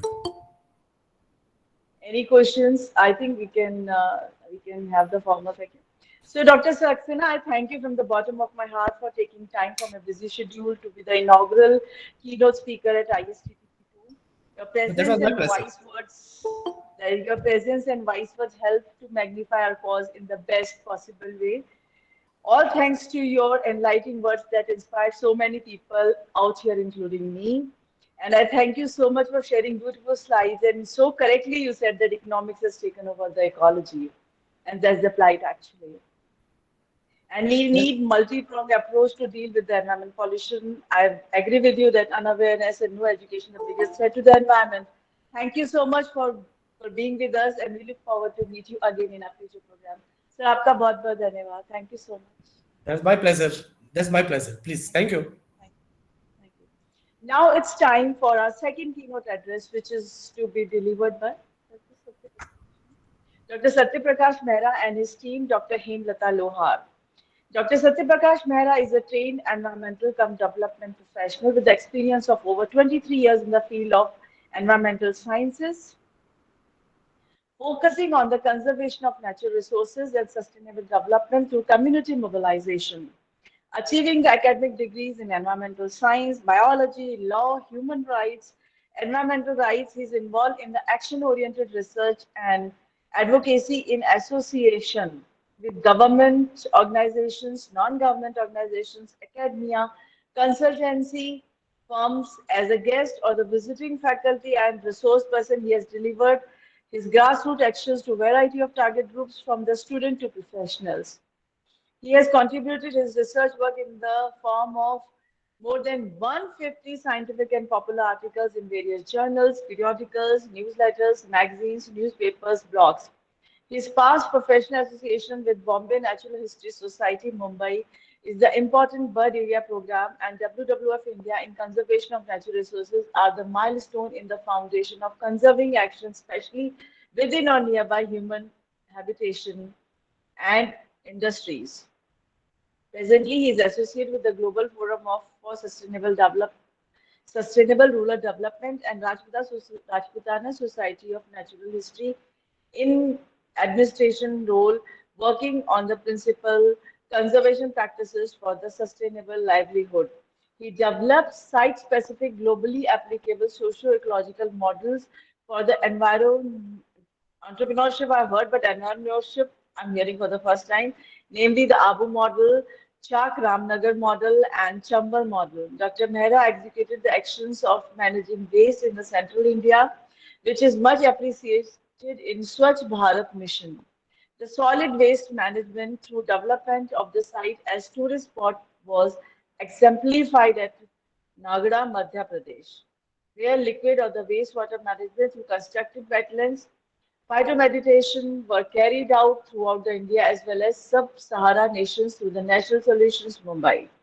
He has been the recipient of many awards and honors like Humanitarian Excellence Award 2021, Innovative Principal of the Year Award 2020, Indo-Asian Chris Freeman Distinguished Scientist Award in Environmental Science 2020, HREA Annual Award 2020, GECL Senior Scientist Award 2018, Certificate of Excellence Award 2018, Paryavan Ratna Award 2017, National RTI Awareness Online Award 2017, Honor by SGGVSS Gondia in Environmental Field in 2017, Young Scientist of the Year Award 2016, Environmentalist of the Year Award 2015, International League of Conservation Writers Fellow in 2015, Urban Habitat Forum Fellow 2009, and Young Environmental Conservator in 2008.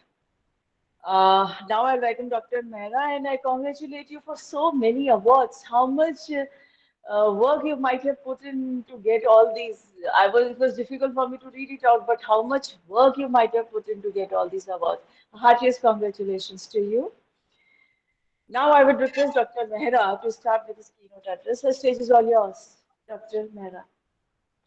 Thank you very much. Thanks a lot, ma'am. And it's just a grassroots action, and I think it's not so important to have honors and all these things, because if we do something for Mother Nature, definitely it gives in returns. So that is what my young team who are with me. This is completely the work of my team. It's not my single work. I am not the single-handed person here. My team is there to support all such type of work, and that's why it made me possible. Although my profile is very big, but that profile is again due to my team. So your appreciation goes to my team also. Thank you very much, ma'am. And today, as your theme is there, I am just focusing what the conservation works, especially related to the biodiversity, but the challenges which we are facing. Already Professor Saxena Saab just now mentioned about a lot of pollution as a challenge. So I will be just giving a brief, means very few examples from such type of challenges, how we took out the conservation efforts for the biodiversity. So that is what I will be focusing right now in the present presentation. So I'm just sharing my screen here. Okay. I hope it is visible to all of the participants. Yes, sir. Yeah. Yes, sir, So, it is. Yeah. So here I will be just giving the opportunities for the youngsters or the participants, because every time we think of the challenges which we are facing right now in the modern world, but these challenges could be converted into opportunities, as I will show in the examples here. And these are the only few examples which are very popular in my papers also, and a lot many way. Still the people are very much working, means community ownership is there. That's why still such type of work is going on. Otherwise we are having several small point sites also to have such type of interventions throughout, not only in Rajasthan but India, as well as the complete international platform. And GFSRD is our international platform, where we are having 11 centers throughout all the continents here, human habitat continents of the world. And at the grassroots level, all the communities are involved in different aspects of work. Although focus is conservation primarily of natural resources as well as the biodiversity. So let's see the examples. This PPT will be available to everyone, so don't worry about all the stuff. You just focus on what I'm just sharing, because it's just the sharing. You won't find this thing in the books or something, theory papers. So these all are work which are being presented here. So let's go in our cultural aspect, the Indian culture. Although I am presenting here the Indian culture, but this is the same with the indigenous culture or the culture which are really native of any of the site throughout the globe. This is as per my experiences while working in foreign nations also. So if there are indigenous culture, then definitely that culture is due to the experiential learning of the ancestors of that particular target community, and very much eco-compatible. And or we can say not very much, but almost it is due to the ecological setup. All the rules, all the customs, traditions, rituals, they are having the eco-compatibility. I will not go in the details of each and every customs here, because that will be another topic to discuss, the customary laws and the indigenous laws. So that next time we will be learning. But here in India, we all know about our concepts of Prakriti Purush or Aranya Sanskriti, or we can say the Vasudhaiva Kutumbakam. So here also, in this particular concept, the present our this seminar, workshop or training is going on is focused especially on the challenges. So what type of challenge? The term waste in Indian culture, you won't find the term waste here.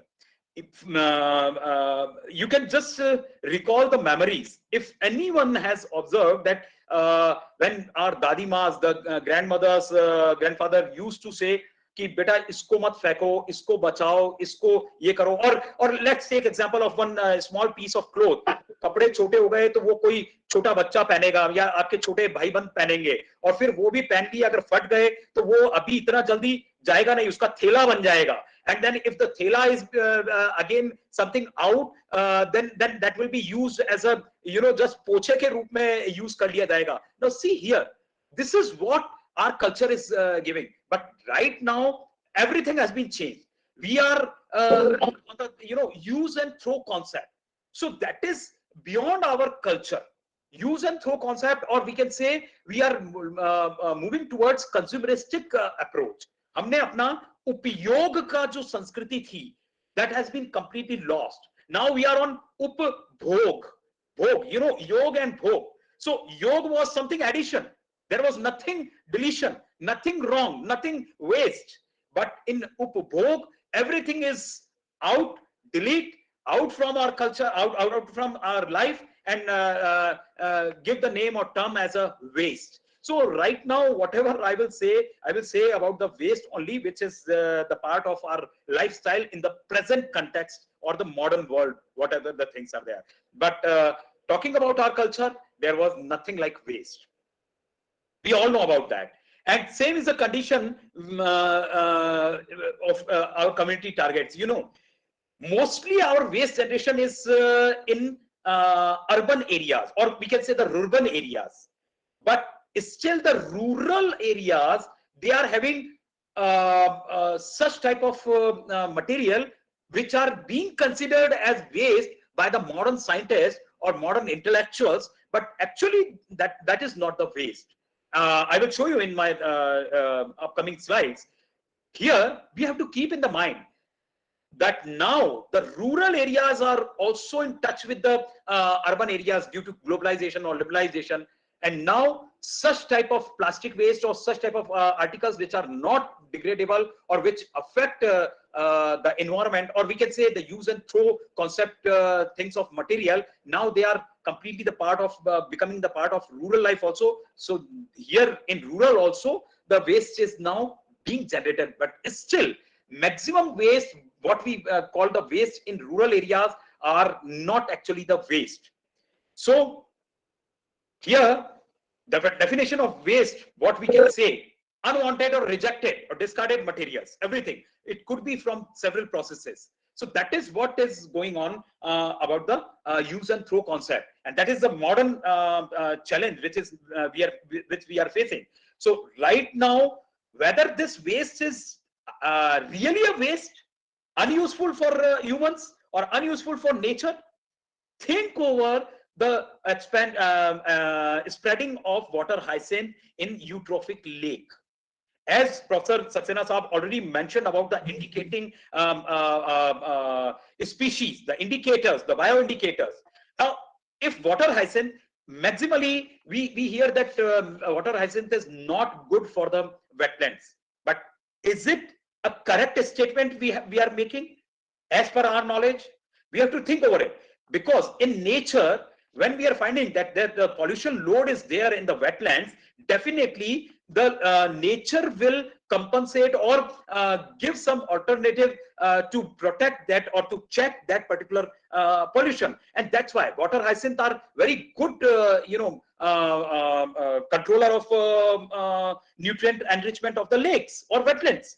So in such cases, definitely water hyacinth will be there. So pollution load is being checked by such type of species. And same is the condition with different organisms. If some species of birds or animals or any other fauna are present at particular habitat, then definitely we should think over it that there might be some changes are taking place, but nature is compensating each and everything. And that is how we can, just learn from the nature to plan any policy for that particular site. And that is what has been done by me here only. And one of the statement given by Professor Mamta ma'am about the Swachh Bharat mission, which I will show you the slides here. So in that also we came across the same thing, and how it was converted, and that was awarded first in Swachh Bharat mission in 2018. So that is what means our innovation should be in such a manner, our planning should be in such a manner so that at least we can compensate what the challenge we are facing right now. Although nature is there to provide all the options, only thing is that we have to simply think over that option which nature is giving. So waste is a challenge. I will not go in statistics because it is available throughout the net and throughout the theory books and everything. But here, see, nowadays we are saying food waste or something like animal waste. This is what we are saying for the rural areas. My focus is this particular waste. Whether this is animal waste or food waste, or something like carcasses, or all these are waste, are really they are waste, we have to think over it. We have to think over it. So I will give you example that how that waste has been converted to the resource, and my slides are completely on the same thing. Again, these are the theoretical aspect. Based on different state, we classify the waste. I will not go again in the theory aspect. And similarly, all these waste, because my maximum focus is village area, my maximum focus is rural areas, or we can say the urban areas. So urban areas I generally avoid. Although I got with me the several projects on urban areas also to check or to prepare the plan or something to just control whatever the challenge we are facing. I'm using the word challenge here. I'm not saying the problem. You know, there is nothing like problem. Problem is simply the statement which has been given, which is no options for all. But we will take this as a challenge, and it's our own duty. The duty of intellectuals, duty of environmentalists, duty of zoologists or botanists or the urban planners to just find out the solution for that particular whatever the challenge there is, or if you can convert that challenge into opportunity, so definitely you can. So in village areas we did the same thing. We assessed all the things. We find out for different side that what are the issues and how we can work in this direction. And maximally whatever the solid waste in rural areas were there, we found that that is not actually the waste. So we tried to use that particular material for different farming practices or agro practices. And similarly, the water which is being considered as a wastewater. So that is another issue. And you'll find that how we were using, or we were just giving the plan or recommendation or advice or executing the projects to overcome the wastewater challenge also. So these are again about the water. How the water is having the issues, physical and physiological, both type of issues are there in our country, and rural areas are facing such type of challenges. So many in many areas we found that everywhere there was gray water coming out or black water is coming out. If water is the issue, what I am giving here, then how come we are generating the wastewater? And if wastewater is coming out, then why not to take this as a opportunity? And that's why, these sustainable goals, in which the 6th number, we are focused on SDG 6. Our most of the projects are focusing on 6 because, air, water and food. If you are getting pure air, fantastic, because air is first and most important life element. Second is water. If you are getting fresh water, clean water for drinking purpose, and secondly for other utilities, then of course that will be beneficial, because water is the second life element where life forms are developed or survive throughout, sustain for their life. So taking this 6 as a point, we worked on all the other 11 sustainable development goals. How we work, that is the thing. And especially the 14th number of SDG, that is having the direct linkages with the water also. But even a 15th number, that is life on land. So 6, 14 and 15, and then also the climate action, because climate action or climate change, this challenge is very important when we are considering the challenges of environment, and when we are planning for the solutions for any of the site areas. So now this is the thing, what actually we have to do when we are thinking or we are working. Definitely these all are the reference materials. So my actual work will be after this, because I have to deliver, this is a training workshop, so I have to deliver what approach we used. So that's why I'm giving all these reference materials to the participants here, our audiences. So zero burning, zero landfill, zero river pollution, such type of aspects are mostly heard by the people here, and that is what we have to think over it. And that's what right now we are getting: waste, water, energy. All these are, can we recover? Can we again recycle, reuse? That is the motto of my presentation here. And we use here. See, this is not only just a presentation or a talk or simply the delivery of a lecture, but it is the practical execution of the works which we did based on all these principles. So we have to think simply, very simple manner, and that simplicity, if you can discuss it with the local target communities, especially the rural people or the tribal people, then you will get a lot many situations of the environmental challenges. There are very customary, lot of customs, lot of rituals, lot of traditions are there which give you the easy solution for the challenge. So no need to go in, some theory or something like big mathematical models or like that, because that has been given by our Western world. And presently, I can see many academicians, they are more or less working in the direction of publications, especially using the statistical approaches. Why go in the complex things when we are getting the simplified version of our solutions?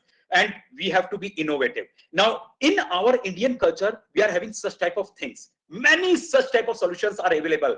Unfortunately, and you think over our ancestors, how scientifically they did all the work, and how simplified manner they presented the same scientific principle to the common mass in terms of traditions or custom like festivals or folklore, so that at least the common man can follow the rules and just protect the environment. Unfortunately, in the modern days, we all broke such type of things, and if we are following, then definitely we will be considered as an orthodox or conservative like that. So many terms are there, I will not go in that. But see here, now such type of work in Delhi, in central heart of India, you will find that overcoming the waste situation, how our top brand icons, they had already planted such type of options or solutions to them. But all these are the modern technologies which they are using. Again, simply how they are using.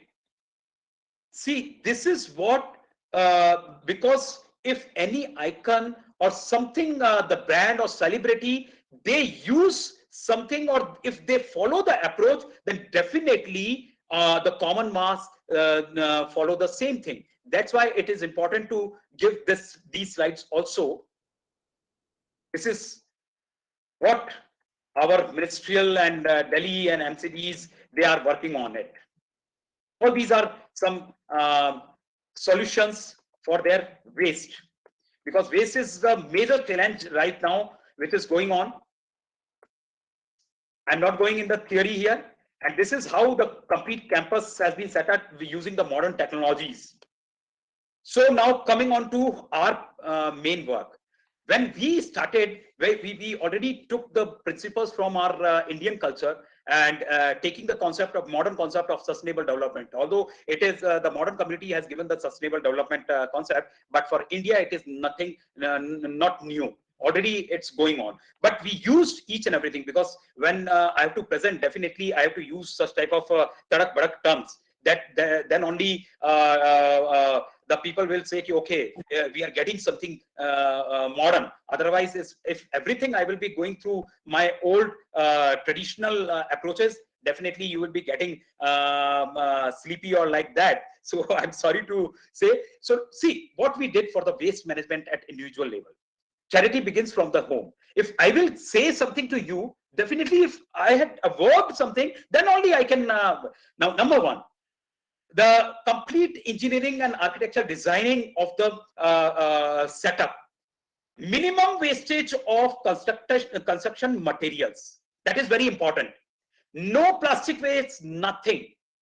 And how to take all the conservation method in this particular center.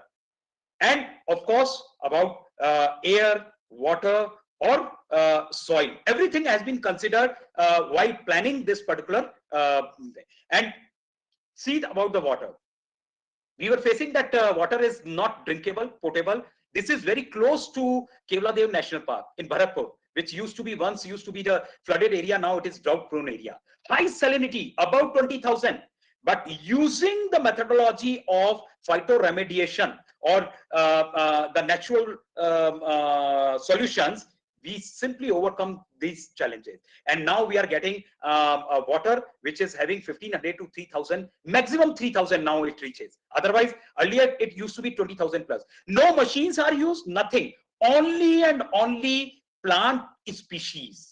I will not detail all the plant species right now here in my slides, but if anyone is interested, we impart all the services for such type of designings also at every level, institutional, housing society, corporate level, throughout the globe. So I will show you the slides also. Then how we planned. This is simply the planning.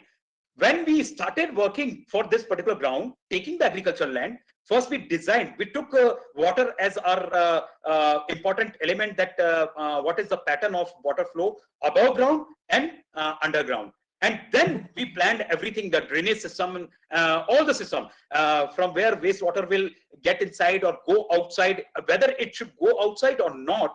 That is, I will just let you know from this campus whether the any drop of water going out or not. But that is very important. Every drop is getting a part of this campus. This is how we recharge harvested water, the storm water as well as rooftop water. Both the water are being well harvested in this particular small area of 50,000 square feet in very close to Kevladev National Park.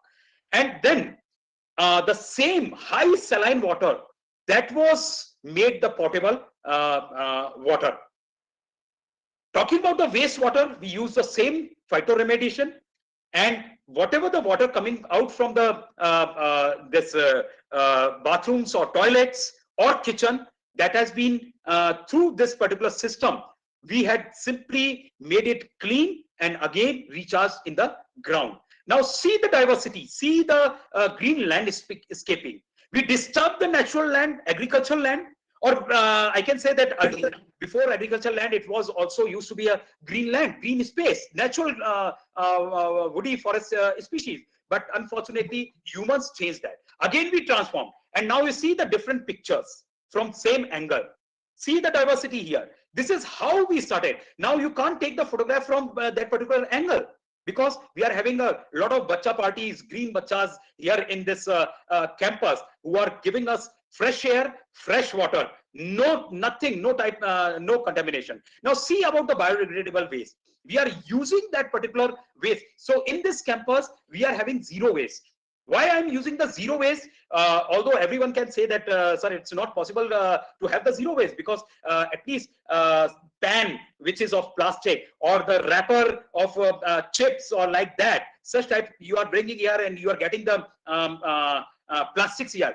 But let me know you, plastics are being used for simple looping or making the artifacts. I will show you. I think that slide will be also there in my upcoming slides. So all such type of materials are being used. And see how this particular agriculture, see here, this crop, this is on biodegradable material which has been dumped in the soil, and this type of agriculture crops are being grown. They are using the same thing because no chemicals are used, no fertilizers are used in this campus. And if we are getting so-called, means already I mentioned about that in agriculture, there is nothing like waste. So if such type of materials are available, biodegradable, we are also using for vermicomposting. And these are the vermicomposting pits which has been prepared there. Although naturally the ones are available here because this campus has no chemicals and they are not being used. So still we prepared this because a lot of people, students, scholars, agriculture scholars, academicians, they used to visit this campus for the practical learning. That's why we had just planned this, and we had just made these composting units also. And see how the biogas plants has been. This is a simple model. So this particular campus, it represents the holistic development of village also. So all type of whatever the wastage you are saying or the modern world is saying about the rural areas, you won't find any type of waste in this particular campus because everything is being utilized and recycled as per the natural cycle. And see the diversity here. This is the diversity of the campus. We'll find a lot of biodiversity here. We are having a lot of stuff here, and all of these plants or animals, they are playing their crucial role in combating the environmental challenge of this particular campus. Even talking about this temperature profile, the Bharatpur has got the extreme conditions of climate. Means in summer you will find over 50-degree temperature, although officially it is not mentioned, but you will find a hot temperature. But inside this campus, you will find, or you can say within this even building, you will find drop of 10 to 15 degrees centigrade temperature. And in winters, when the temperature is below 0 degree, you will find 18 to 20 degree temperature within this campus. So this is the beauty of the diversity, or what has been reformed here as per the natural principles. And this is what the diversity here. All these are living.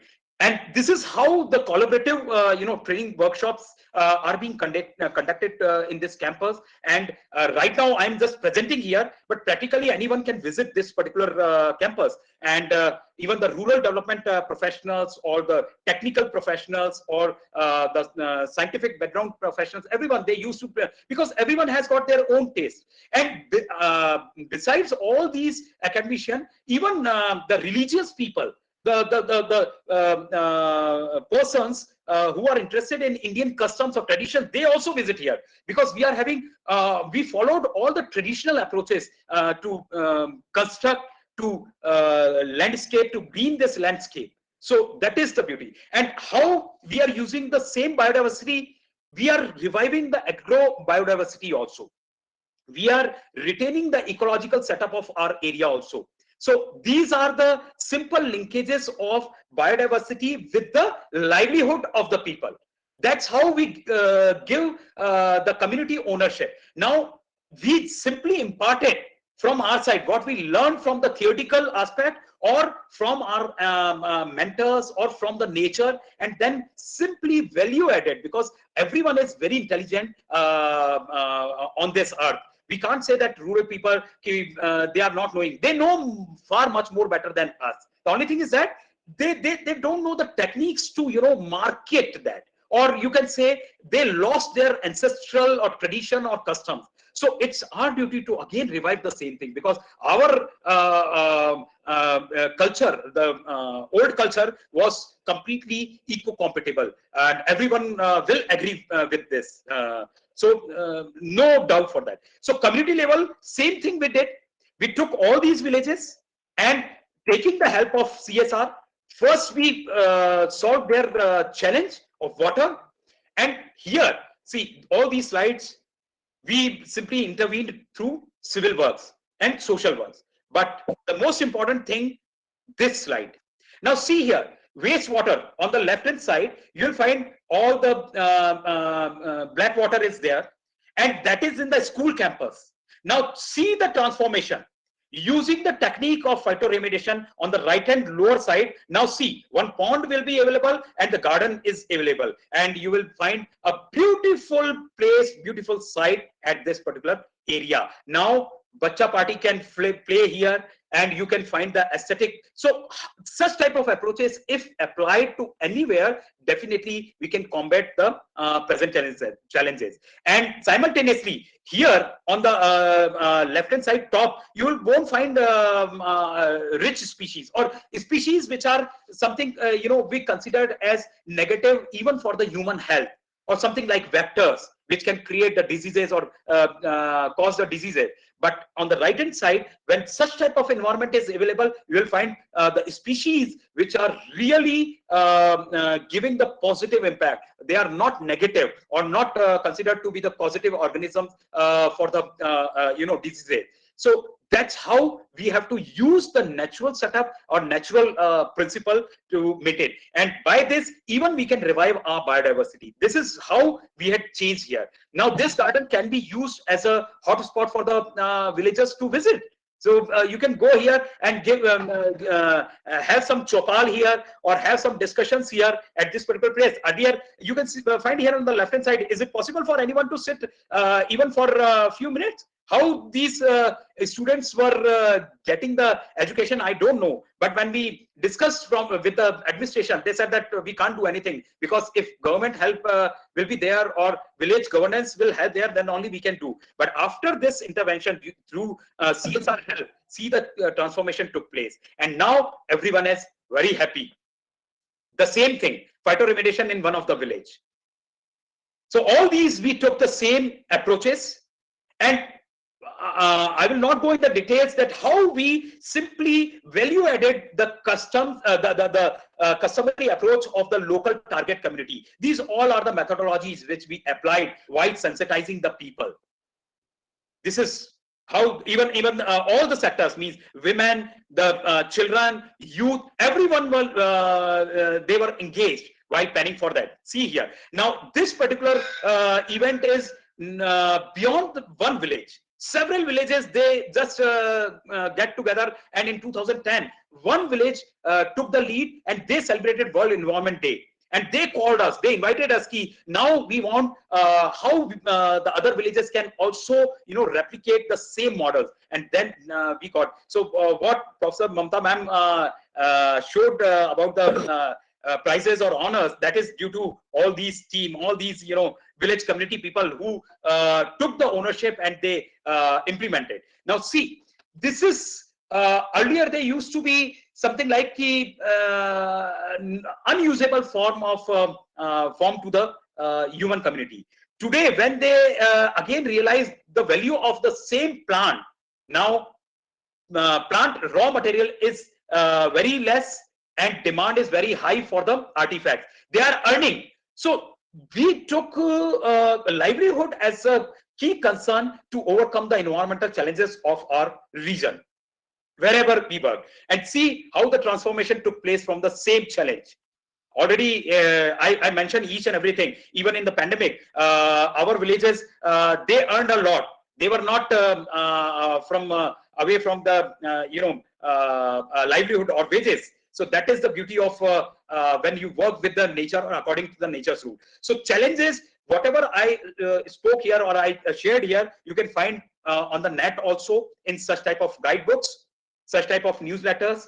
This is highly reviewed newsletter of UN, and they had simply given. So here, this story gives from water one challenge, how we brought the natural resource conservation, means the biodiversity conservation. So lower paragraph, the last paragraphs, 3-4 paragraphs completely deal with the biodiversity here, and the former paragraphs, they deal with the water conservation here.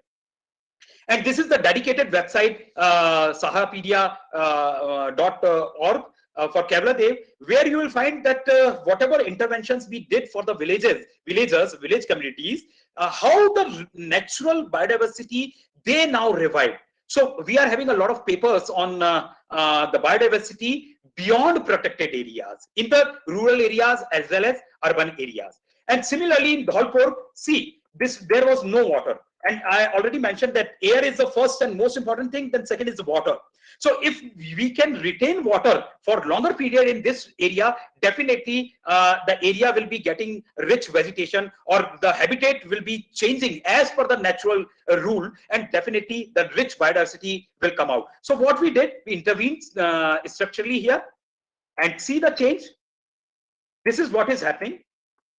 This happened. The complete Nala was revived in the river. Now, such type of aspects were coming. A smart collection management of water started. A smart education started in the same adjoining village areas. And how they were encouraged to protect the biodiversity, the complete conservation of their area. This is how this is theoretical aspect. But see, with IUCN CEC, already these chiller party or bacha party, they took the move and they said that now we will protect. So for climate change, we are taking almost 4,000 hectare land is now, because now moisture is retained here, automatically they are getting the water. Earlier they took the care, but now they are keeping, simply checking whether it is required or not. And all these youngsters, the future generation, they realize and they are taking care of their particular area, and they are reviving the forest as per the local indigenous varieties. Same at the corporate level, same wastewater. See the biodiversity in the waste here. Same principle which I had given you to in individual level or community level. Here also the same thing. This is a corporate level. At corporate level, housing societies, and this is at the international level, one of the largest reedbed system, forestry area.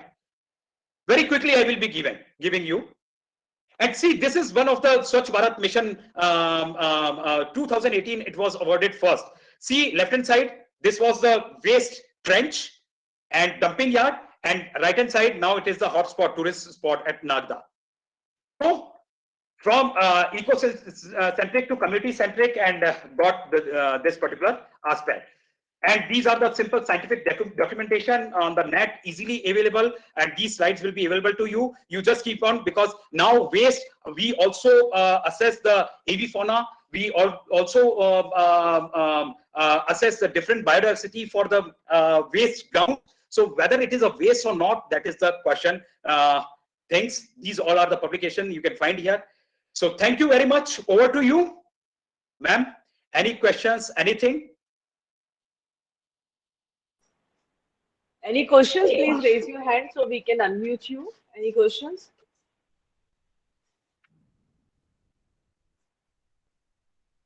I don't think so, but I can see a lot of appreciation for you, Dr. Mehra. Ma'am, I will just share you because time was short, but along with this PPT, I will also share you some sub PPTs which are directly dealing with the agriculture waste, and how the biodegradable waste of urban areas from the mandis, they were being taken, because we are having different models of Hindon city as well as the Kumbhalgarh areas. That will be also given to you. If anyone is interested, you just please, because there is no copyright for us, and we are open to share all the information, the practical approaches to overcome such type of challenges. Over to you, ma'am. Yes, sir. We can see so many requests people are asking for your PPT. So please do share, and we will share with all the delegates. So it's time for the formal thank you. I would like to take this opportunity to thank you, Dr. Mehra, for the stirring speech you gave us. There's a quote about environment that think globally and work locally. And I think you are the best person who can be cited for that. Because we are working at the grassroots level to save the environment. And it's so interesting to note that in the rural areas, there's no waste. Everything is being recycled. The slides are very beautiful and self-explanatory. Photographs from Dholpur was very, very nice. Everyone present at the occasion was not only in the awe of your knowledge, but also greatly impressed by your presenting style. It was a great pleasure to listen to your wise words and learn so much from it. I take this opportunity to thank you on the behalf of the entire organizing committee and delegates who are captivated by talk. Thank you so much, and we look forward to meet you again, Dr. Mehra. Thank you so much. So now it's time for our third keynote address, which will be delivered by Dr. Pradnesh Parmar. Dr. Parmar is an additional professor and head Department of Forensic Medicine and Toxicology at All India Institute of Medical Sciences, Nagar, Hyderabad. He has a rich teaching experience of 14 years. He has completed his primer and advanced course in ME successfully. Dr. Parmar secured first rank in MD in forensic medicine and second rank in PG DHL, which is applaudable. He is a lifetime member of IAFM, IST, PAFMAT, AHPE, AHA, IMPAFO, KAMLS. He is in the editorial member and the board in various reputable journals of forensic medicine. He has 79 publications that is credited with an H index of 11 and I10 index of 12. That's very interesting. Dr. Parmar is a faculty in charge of finance and also the chairperson of official language committee at AIMS Nagar. He is a wonderful doctor who is loved among his students and casts an impression on everyone he meets, and also carries a keen interest in research and academics. With lot of gratitude and respect, I welcome Dr. Parmar and request him to start with his keynote address. Sir, आपका बहुत-बहुत स्वागत, अभिनंदन. Please start with your keynote address. Thank you, Dr. Mamta, for nice presentation.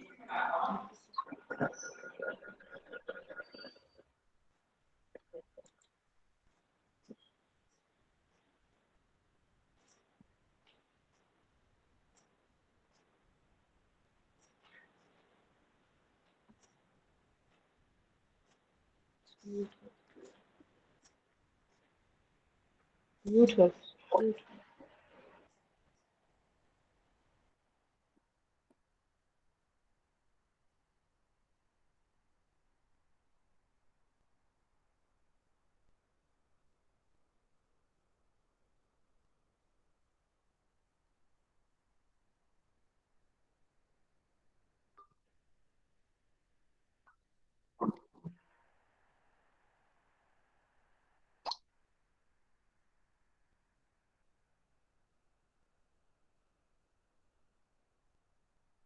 So, is my slides are visible No, sir, they're not. now? No, sir.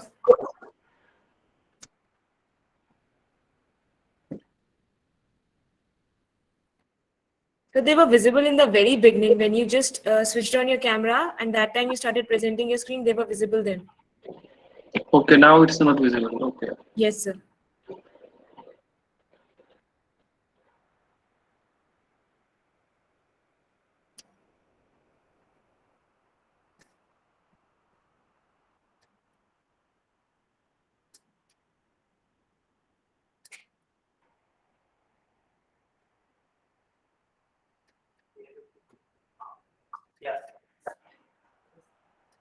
Yeah.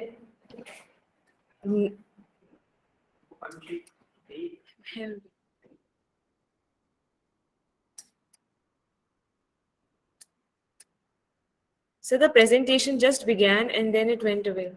Okay, okay.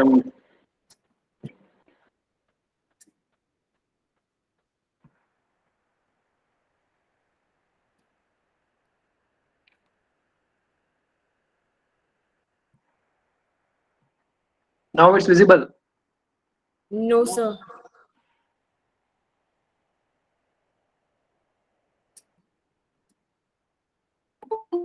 Now?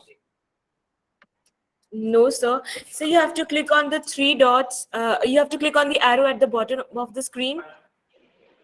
Yeah, that I am doing.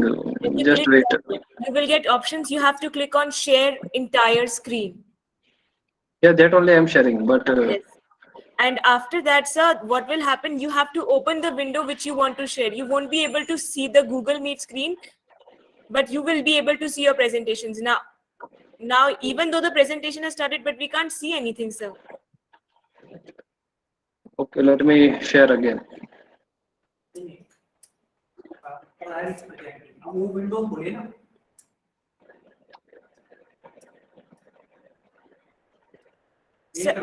So you can either mail us your presentation and we will display from here. Now is it visible? Anything?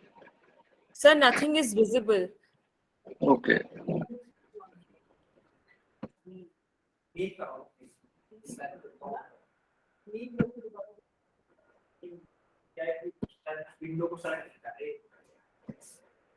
So you have to select the window as well. When you select share entire screen, you have to select the window. Okay.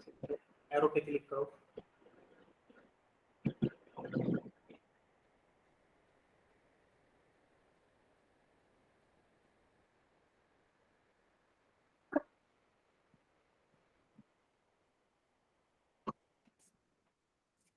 So I have selected a window, but it And coming then can't share your screen. It is coming like that. so that means you have not given the permission in your device, because right now we get your presentation but we don't get the screen. So you have to go in the settings, the top 3 button in the bar, Okay.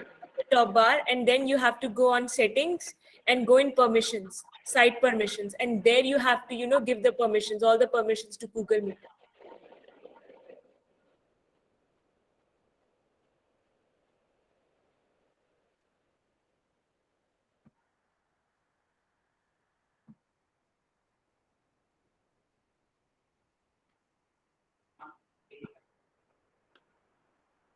Now it's visible. No, sir.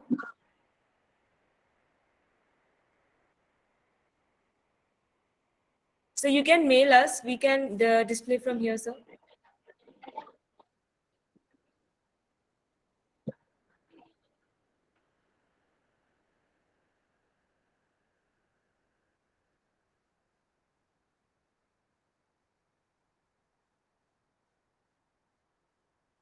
Sir, you are presenting, but your screen is not visible. Yes, that's why.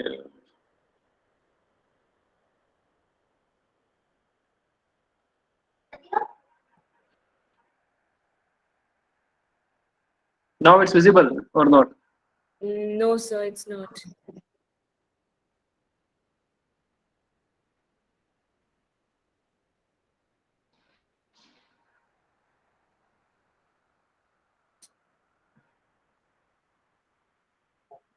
Screen तो आ रही presentation. ये तब तक नजर नहीं आएगी जब तक ये उस चीज को नहीं ओपन. इससे बोलो कि उस प्रेजेंटेशन को open.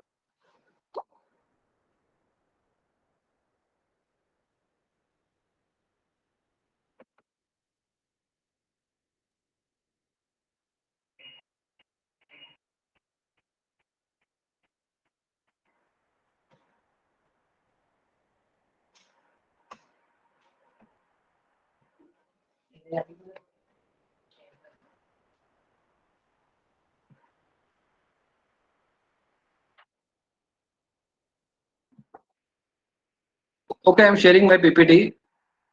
You just check to. Hello. Yes, sir, we are listening. We are waiting. Yes, sir. Yeah, to Mamta Sharma, that envtoxicol@gmail.com. Yes, sir. Yes, sir. Yes, Yeah. sir.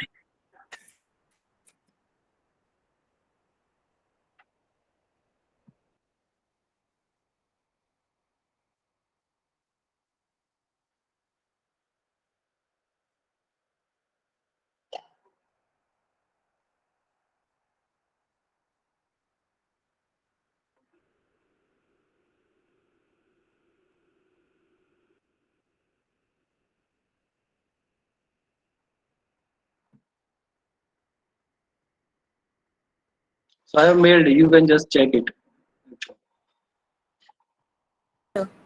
We have opened it. We're just checking.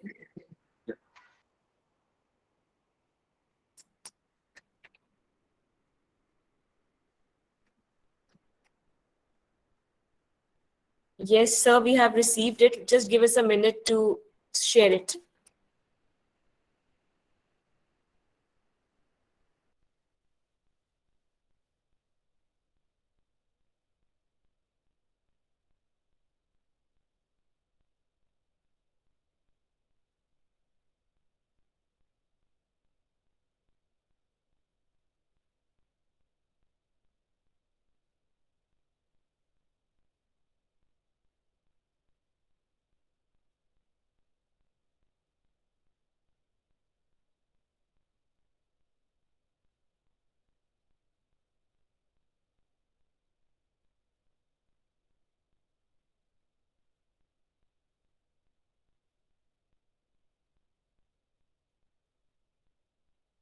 Sir, are you there? Should we begin?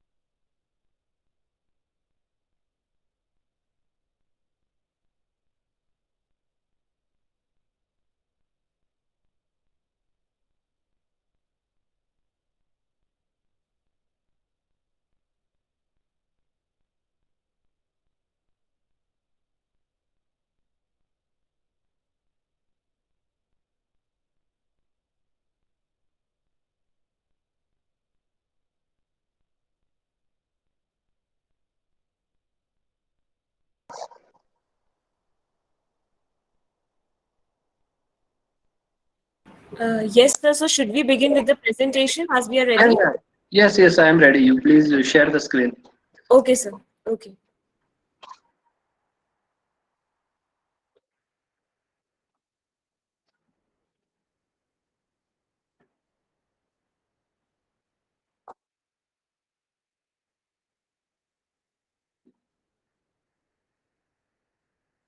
Yes, thank you, Dr. Mamta, for sharing the screen. I think all the participants can see now the screen. So, shall I start? Yes. Okay. So, first of all, I am thankful to Dr. Mamta Sharma and this ISTTP course for giving this opportunity to deliver this topic, that is the environmental toxicity. As you know, the theme is environmental toxicity and the wildlife. So, I choose the topic that is related to pesticides and what is the Indian scenario. So in this topic, I will briefly touch upon what is the evolution of pesticides in India, what are the current problems, what are the challenges, what we can do in future for that, and particularly more on the medical aspects. Because as I am working in the forensic medicine and toxicology department at All India Institute of Medical Sciences in Bibi Nagar, Hyderabad. So next slide, please. So here you can see my institute is situated in the Telangana, which is the newly formed state. And the Bibi Nagar is situated around 65 kilometers from the Hyderabad airport. Next slide. Now, as we know, India is oldest civilization engaged in agriculture. If we can say the India is Krushi Pradhan Desh, we all are telling that since our childhood, we are learning that in social study and everything. So agriculture is our major business, or most of our agriculture land and people are doing that business. Now, evolution occur over a time in agricultural practices. Initially, people were using a few equipments, and then they started tractors, then they started spraying insecticides, pesticides. So all this thing, evolution is going on. Most of the farmers are using pesticides for the protection of plant because they want to protect their crop and to kill the pest and vector-borne disease. They are using certain pesticides or insecticides. Now, these are the toxic substances. They are toxic to environment, earth, as well as human also, who is spraying or who is handling the pesticides or in the manufacture. All are at the risk And this entire pesticides are managed by Ministry of Agriculture and Farmers Welfare. If you see this ministry that are dealing with the pesticides law and everything. Next slide. Now, as you can see, such type of scenario is common. If we go to the Punjab or Gujarat or any other place where the farmers are there, they are working day and night in the farm. So we can see the greenery, that they are working in the greenery, but most of the time we are not aware that they are also handling some hazardous substances. The intention is to kill the pest so that more crop will be generated or the crop will not get burst. But many of the time it will damage environment, atmosphere, water body, earth, as well as their own health. So this is the major issue that we have to think over. Next slide. Now agriculture is major occupation in rural India. Mostly now we can see over a period of time due to urbanization, most of the farmland are got the non-agriculture certificate and then the buildings are constructed. So now farms are getting less and less, but still in the rural India, we can say the agriculture is the major occupation. Second thing, it is unorganized sector and many people involved. The person whose land is there, who is many times not doing anything on the land, and they are appointing the contractual laborers and they are doing the work. So all this is a major business now and it is unorganized, not much authority or not much observation. If you can see, many workers are working, male, female, sometimes children's also. So female workers are also more working in the farm. Literacy status is very poor. If we see all those people who are working in the farm, their literacy status is very poor. They are not much aware how to use the pesticides. What are the disadvantage of using such pesticides? In which dose it should be used? How it should be used? What personal protective equipment they have to wear? And either the owner is supplying or not. So these are the various issues that India is dealing right now. And because of that, pesticides poisoning cases are occurring. And as a doctor, we are encountering many of the time the cases of poisoning due to pesticides, either by spraying and accidentally it will occur, or sometime it is over the counter available everywhere. So people are consuming for suicide also. Homicidal cases are very rare because of particular odor and taste. It cannot be mixed with any food or juice and you cannot kill anyone by the pesticides. But suicidal as well as the accidental cases are very common, and in hospital many of the time we can see such cases are coming. Now most farmers are poor because whatever the contractual labor are working, they are very poor and they undertake such activities of spraying insecticides at the cost of their health to earn the money. So just to earn the money, they are involving in such type of business. Next slide. So as you can see, the lady in this picture we can see working in the farm over the night. Either it is, and many of the time they are working in the shift, in the morning shift some other farm, in the afternoon some other farm, evening in the other farm. So like this they are continuously working. So the normal occupational standards are not maintained, or normal the per hour exposure to pesticides or other field, they are also not monitored or maintained. Next slide. Now, as I told you, contractual laborers are involved. They are spraying pesticides on different farms without taking breaks or without any health checkup. Now, there is no monetary body which are doing regular health checkup of some persons who are involved in dealing with pesticides. In factory where the pesticides productions are going on, there is a setup. Medical officer is there. They will do the health checkup of the worker who are handling or manufacturing the pesticides in chemical factories. But those who are dealing in the farms, there is no such mechanism that regular health checkup can be done. Now what happens whenever there is a chronic use, the symptoms suddenly sometimes manifest and it manifests very late because of the chronic exposure. And this occurs sometimes due to misuse or abuse or improper use of the insecticide or pesticides, or sometimes lack of training, lack of taking proper precautions. These are the basic issues right now related with this community, because education is poor, training is not there, neither any awareness campaign is there. So these are the issue we are facing right now. Now risk to general public is also there. If the crop we are consuming has more residues, pesticide residues, then there is harmful to us also, because we are also consuming from the same farm which is coming to us. So whenever the pesticide residues are beyond the safe limit, entire population is at the stake. So environment as well as the population, both are at the stake due to the improper use of the pesticides. Next slide.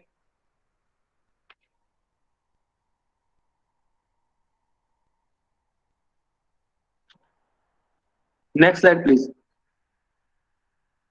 Yeah.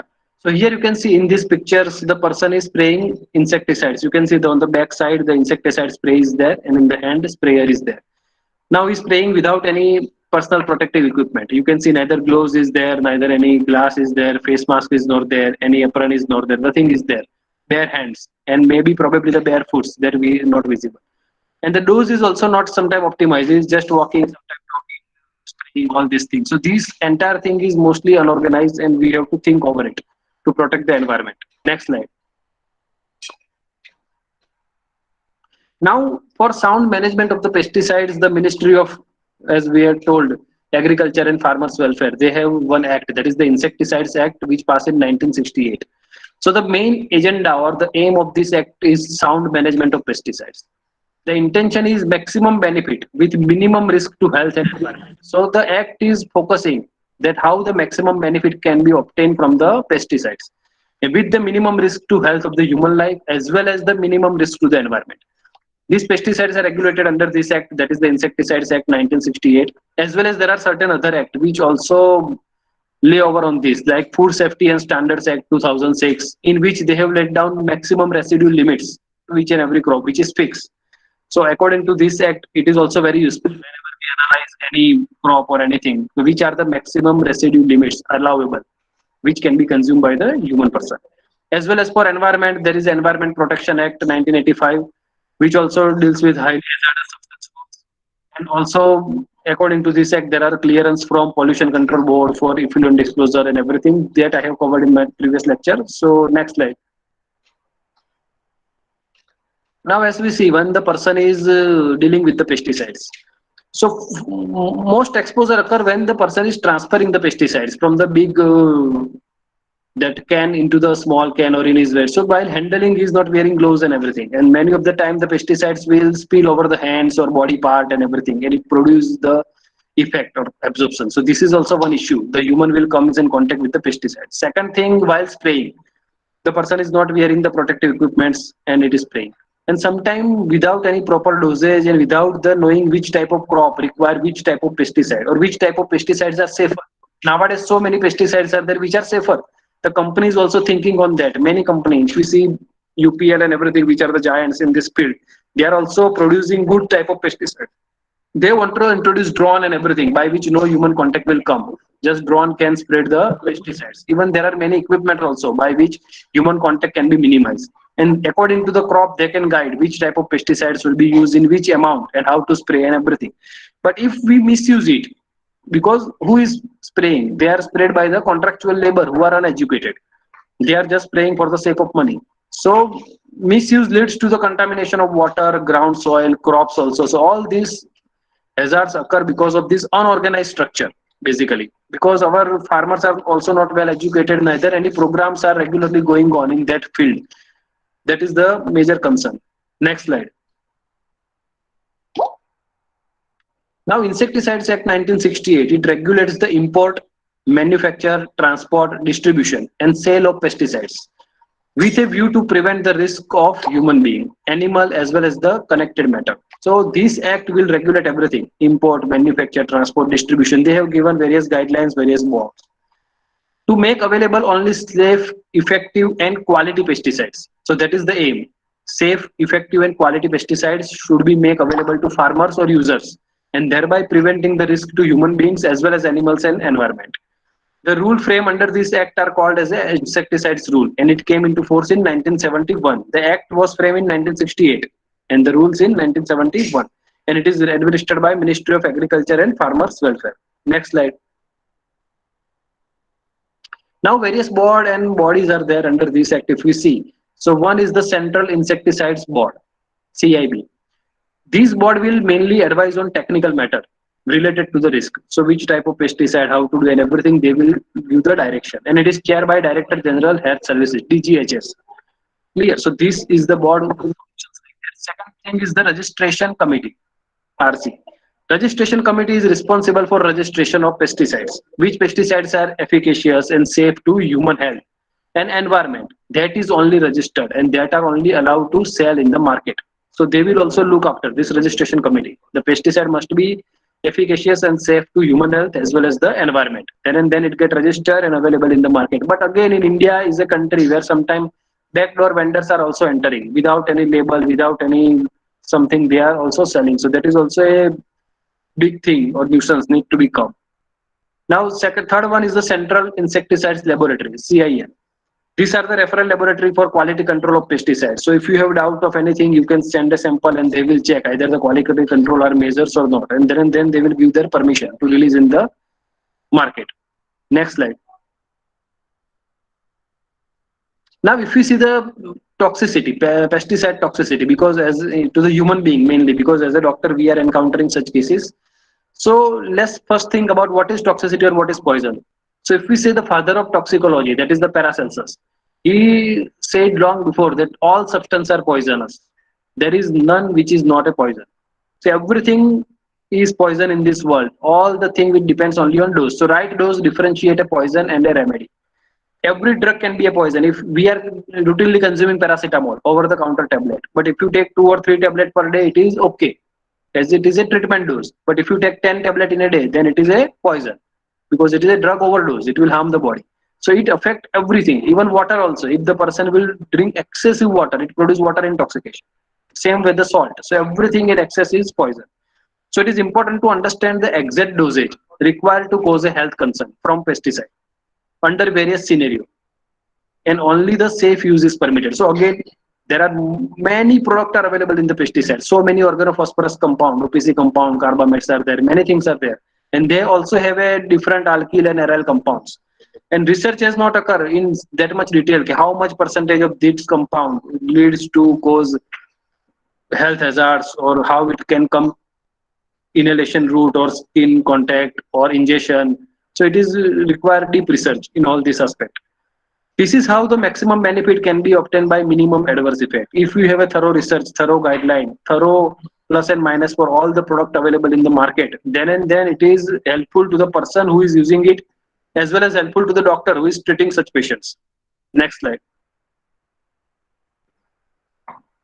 Now, every pesticide must have a label. If you go to the market and buy any pesticides, it must have a label which contain everything in detail, because it is depicted as per the rule 19 of the insecticides rules, that each pack of the registered pesticides need to be accompanied by label or leaflet. Now they have to do proper color coding. I will show you which are the color coding depending upon the toxicity or potential hazard occurred by this product. So they have to display it, and it is mandatory. Without such, they cannot sell it in the market. They will not get the license to sell. Next slide. Now, the study, if you want to study in detail, the entire document is available on this link, which I am sharing here. There is a guidance document on toxicology for registration of pesticides in India. It is almost 250-page document released by the ministry. It is a government document. So if someone want to study in detail, they can always go through it. Next. Now, these are the coding, usually present color coding on the pesticides, but many of the general public are not aware. Like, as I told you, the person involved in spraying, they are the illiterate people mostly, and many of the time female. They will just follow the orders. They will not go in such detail. So if you see the green color, the written is caution, because they are slightly toxic. So nothing is non-toxic. Every product here available in the market are toxic because they are killing the pest. They are designed to kill the pest. If you use in more amount, they will kill us also. So caution, that is the green color, slightly toxic. Then you can say the danger blue color, that is a moderately toxic. If you see the yellow, that is highly toxic. So if any yellow product compound, it is highly toxic, and red one is extremely toxic. So need to be very, very careful. But it is not necessary that everything depend upon the dose. Sometimes person may die even by slightly toxic compound because of the complication that we will discuss later. Next slide. Now, what else should be written in the label? It is the guideline given by the ministry. It is must that every label must give the information regarding the type of pesticides. What is its formulation? On which crop it can be used? The manner of use? Which stage of the crop it should be used? Dosage, safety precaution. Which safety precaution one need to take? What warning statement? Clinical features of poisoning, if the person consume it orally or it comes in contact with the skin or enter into the lung via inhalation. What are the clinical features occur in such person? Which first aid measure need to be given and which treatment should be given, including the antidote. So everything should be mentioned on the label, and it is usually mentioned in the branded pesticides. But as in the Indian market, someday backdoor pesticides are also entering without following the rules. But it should contain everything. So treatment including the antidote, that is very important.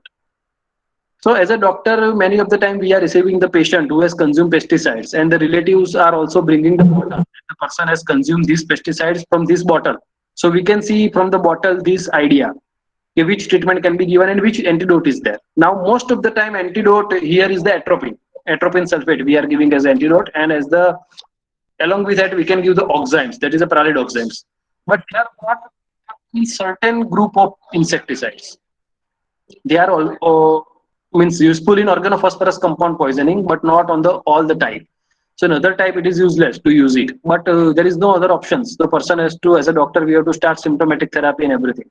And many of the time in the bottle also we can see there is a no specific antidote, because most of the pesticides or insecticide you find you have to give symptomatic therapy or supportive therapy. So whatever symptom is there, we have to treat it. So no specific antidote. But usually these two are the basic drugs. There is atropine and oximes, which are widely used. But many of the time, the relative doesn't have any bottle, neither any information which pesticides person has consumed. However, if they will say some name, doctor is not aware which compound is present in these pesticides, because there are wide variety of compounds available in the market.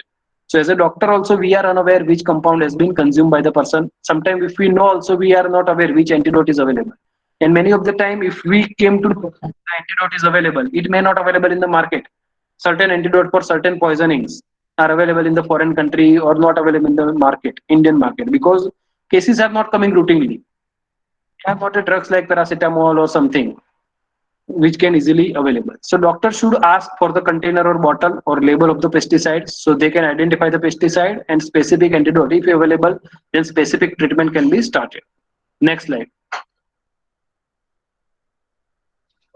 Now notification. This is also very important point. Government already told every state government as well as the union territories are required to notify the functionaries of reporting of all the occurrence of pesticide poisoning. Either someone has consumed pesticide or someone comes in contact with the pesticides or spraying the pesticides. If pesticide poisoning occur, then it must be notified. Now, how many people are knowing that? General public, they are not knowing. If some minor case will occur, they will treat at home or just go to nearby doctor. He may be Ayurvedic, homeopathic or any other branch. They will not notify. They will not take in there. And sometimes come to the doctor also, they are not aware anything. And the matter is not come in the cognizance. So these are the issues. So under-reporting is the major issue in pesticide poisoning. Even though the mandatory notification is mandatory, because of unawareness and sometimes lack of the information and improper surveillance system and everything, it is under-reporting. Next. Now, medical officers who are serving at the primary health center or tertiary care hospitals or any medical college, they are the functionaries. They have to be a mediocre channel to report the every case of pesticide poisonings to the concerned state or union territory. And second thing, all type of poisoning cases, either it is accidental, suicidal poisoning or homicidal, they all are the medical legal cases. So in that case, doctor has to inform the police, nearest police station, and police will then further inquire either it is case of homicide or suicide or accidental, either someone has any complaint, either they want to lodge FIR or not, then and they will proceed further. Otherwise, case will stop at that moment itself. But as a doctor, it is mandatory our duty that we have to report the case to the police and turn it as a medical legal case. Second thing, reporting is not complete because of many reasons, like the cases occur in distant rural area, or sometimes the medical assistance is not available, or they will not go for medical assistance. Sometimes various socio-economic and cultural reasons. So all these are the issues encountered in the data reporting. Second thing, in India, we don't have specific structure of poison information centers. Only few poison information centers are fully functional, which can have certain data of complaint or some symptoms. Now, what is the role of poison information center? Any doctor who is treating the patient, if they come across any case of poisoning, if he has any doubt regarding treatment or antidote, they can immediately call to the poison information center. Their helpline is available 24/7, by which doctor can call and ask for help. Such type of poisoning, what we can do, which type of treatment we can give, which antidote available where, how it can be procured, how it can be given. So everything, such poison information center, it is widely available in Western countries, but not here in India. It is very few or less. And few already started back and now not much functioning. So these are the issues. Second thing, in toxicology also not much weightage has been given. Even in the medical branch also, the toxicology is attached with the forensic medicine subject. Forensic medicine and toxicology. but there is no special course like clinical toxicology or anything medical toxicology like Western country have. That is also lacking in India. India is not yet that developed. Next slide.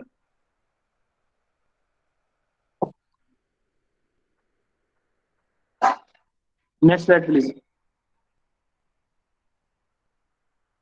Yeah. So if we focus on the management of the patient whenever such cases will come. So first principle is treat the patient, not the poison. So whatever supportive treatment we have to give, we will manage the airway, breathing, circulation of the patient because three are the cardinal. First and foremost, we have to maintain the airway. If airway is not patent, person will die. So in protecting the airway, sometime person will vomit and that vomit will enter into the respiratory tract. And because of that, sometime person will die because of the vomitous aspiration. Now this can occur even though with the mild or slightly toxic insecticide. As I told you, it is slightly toxic, green color. Even though these chances are there, that person may die because of complication like aspiration, pneumonia or pneumonitis. So to protect the airway, sometimes we use the endotracheal tube whenever the person is under convulsion or depressed CNS. Maintain the pulmonary adequate gas exchange, symptomatic and supporting care. So these are the things we will plan mainly. So we will not go in detail the treatment aspect. Next slide. Now medical examination. Now what is required mainly? All the persons who are engaged in the work of handling, dealing or anything by which they will come in contact with the insecticides, either in the manufacture or formulation, they must be examined periodically. Now this is occur when there is a factory or chemical plant where they are manufacturing the insecticides. There the medical officer is there, factory medical officer. They will do the periodic checking of the persons who are handling or dealing with the insecticide. But the system is lacking in spraying in the farm. Those who are involved in spraying or transferring the insecticide from one bottle to other bottle, there the system is lacking. There is no periodic checkup. Otherwise, at least there is a quarterly checkup of all the cases. The person who is handling with such type of toxic substance, but it is lacking. Next slide. Now let's see the pesticide residues, which is usually available in the environment or even in the human body, what it can do. So pesticide residues sometimes remain in the treated crop if excessive dose has been used. And if it go beyond certain level, it is harmful to the human body. It may cause cancer in the long term, mental retardation. It harms the reproductive system of the body. So cases of impotency may occur. Neurotoxicity, teratogenicity means the child who is going to born may born with some congenital anomaly if the exposure occur to the pregnant lady. So there is a teratogenic effect. Liver and kidney damage and many more things. So these are the chronic harmful effect of pesticide residues on human body. Now level which can be permitted without risk. How much level is acceptable? That is the tolerance limit. That is the maximum residue level. The same apply with the earth, same apply with the atmosphere also. But for that also extensive research is required because in India also India is not a country. We can say it is a continent. Small states are also itself like a country.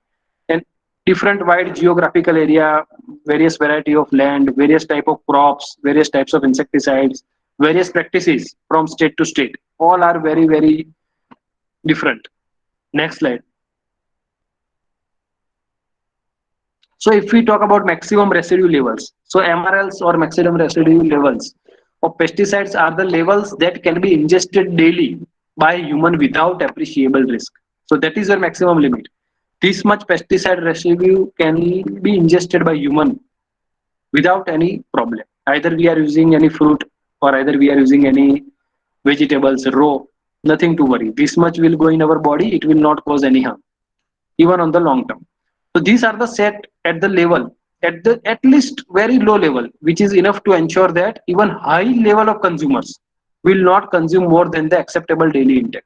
So this maximum residue level has been set in such a manner that even a high consumer of such products will also attain that acceptable daily intake. So amount which can be safely ingested daily during the lifetime if they eat large quantities of every food type containing the residue. So that is taken into account and the guideline has been given in the Act. Next slide. So acceptable daily intake is an estimate of amount of pesticides expressed on a body weight basis that can be ingested daily over a lifetime without appreciable health risk. So whatever we are consuming, it is a MRL optimum level, and if we are taking in a acceptable daily intake, then there is nothing to worry. And nowadays, most of the pharma company, or you can say chemical company, who are producing the insecticide and pesticides, they are producing safe pesticides, and they are also giving guidelines. They are also planning training to farmers and everything. So gradually the process is evolving. This is calculated by considering the total toxicity data package. So acute, subacute toxicity, chronic or supplementary toxicity study, everything will taken into account, as well as determine the no observed adverse effect level, NOAL. So everything will taken into account, and then this limit has been given. Next slide. Now STMR and HR, if we talk about this, the terminal residues on the treated crop are determined through the supervised residue trials by applying pesticides according to the intended, that is the authorized or label claim use. So either they are, whatever they are depicting in the label is true or not.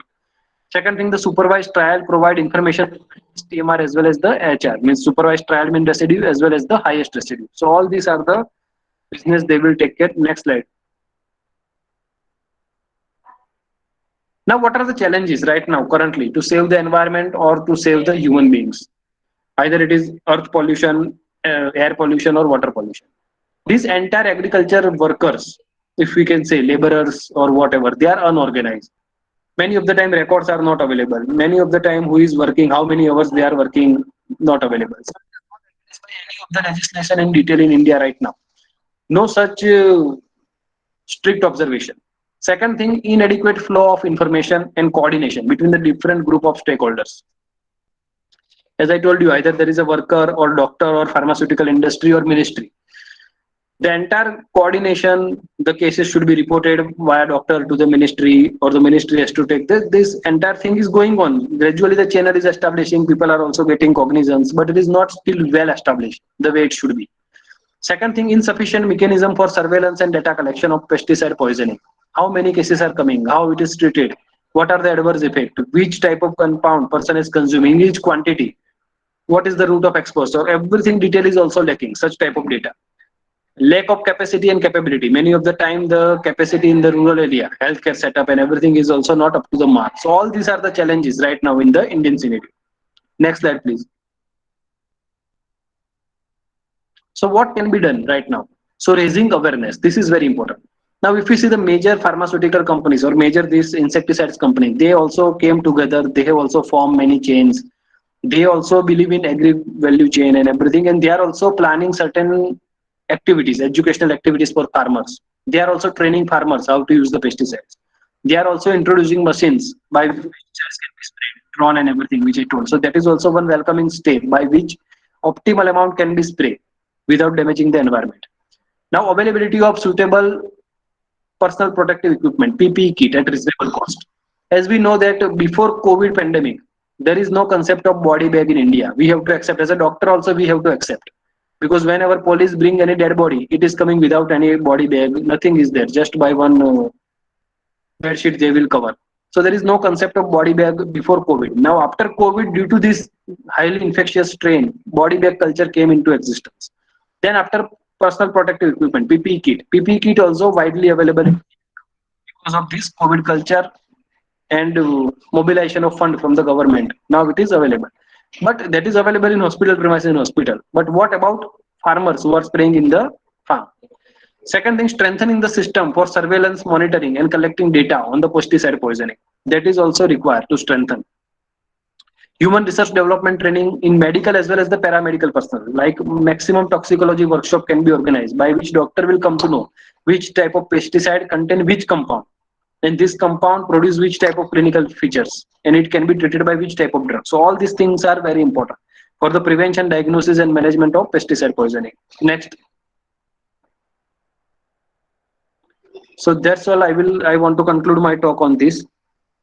I have just briefly touch upon this aspect of environmental toxicity and pesticides. The science is very wide and it is open for research also. So thank you everyone for gentle listening. Thank you. Thank you, Dr. Pamar. Any questions? Please raise your hand. Ajay Kumar has raised the hand. Unmute him.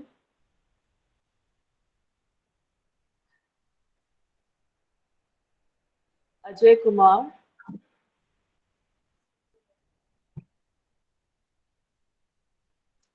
Yes, Dr. Ajay Kumar, you can speak. We have unmuted you from here.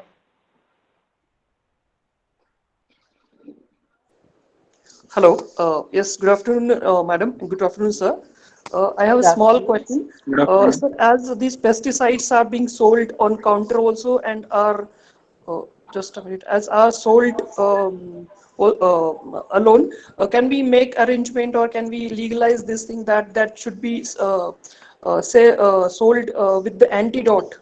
Means we must make this sure that we are, having that antidote dot also attached with the bag or sent in the kit, which the farmers directly buy from the shop. Can we make this arrangement, or is that good No, idea? actually, all the pesticides have different compound. If we say that organophosphorus compound, then it can be treated by atropine and oximes. Now, if you give antidote also atropine vial or oximes compound with that, now when to use, how to use, with farmer will not know. Second thing, and now it is mandatory on label to mention the type of the compound and which antidote is useful for that. So in label, if you read carefully, it is written okay, atropine is the antidote for this compound. If it is there, if certain compound atropine is not useful, then it is written only symptomatic treatment or supportive care can be given. So in that case, any antidote will not work.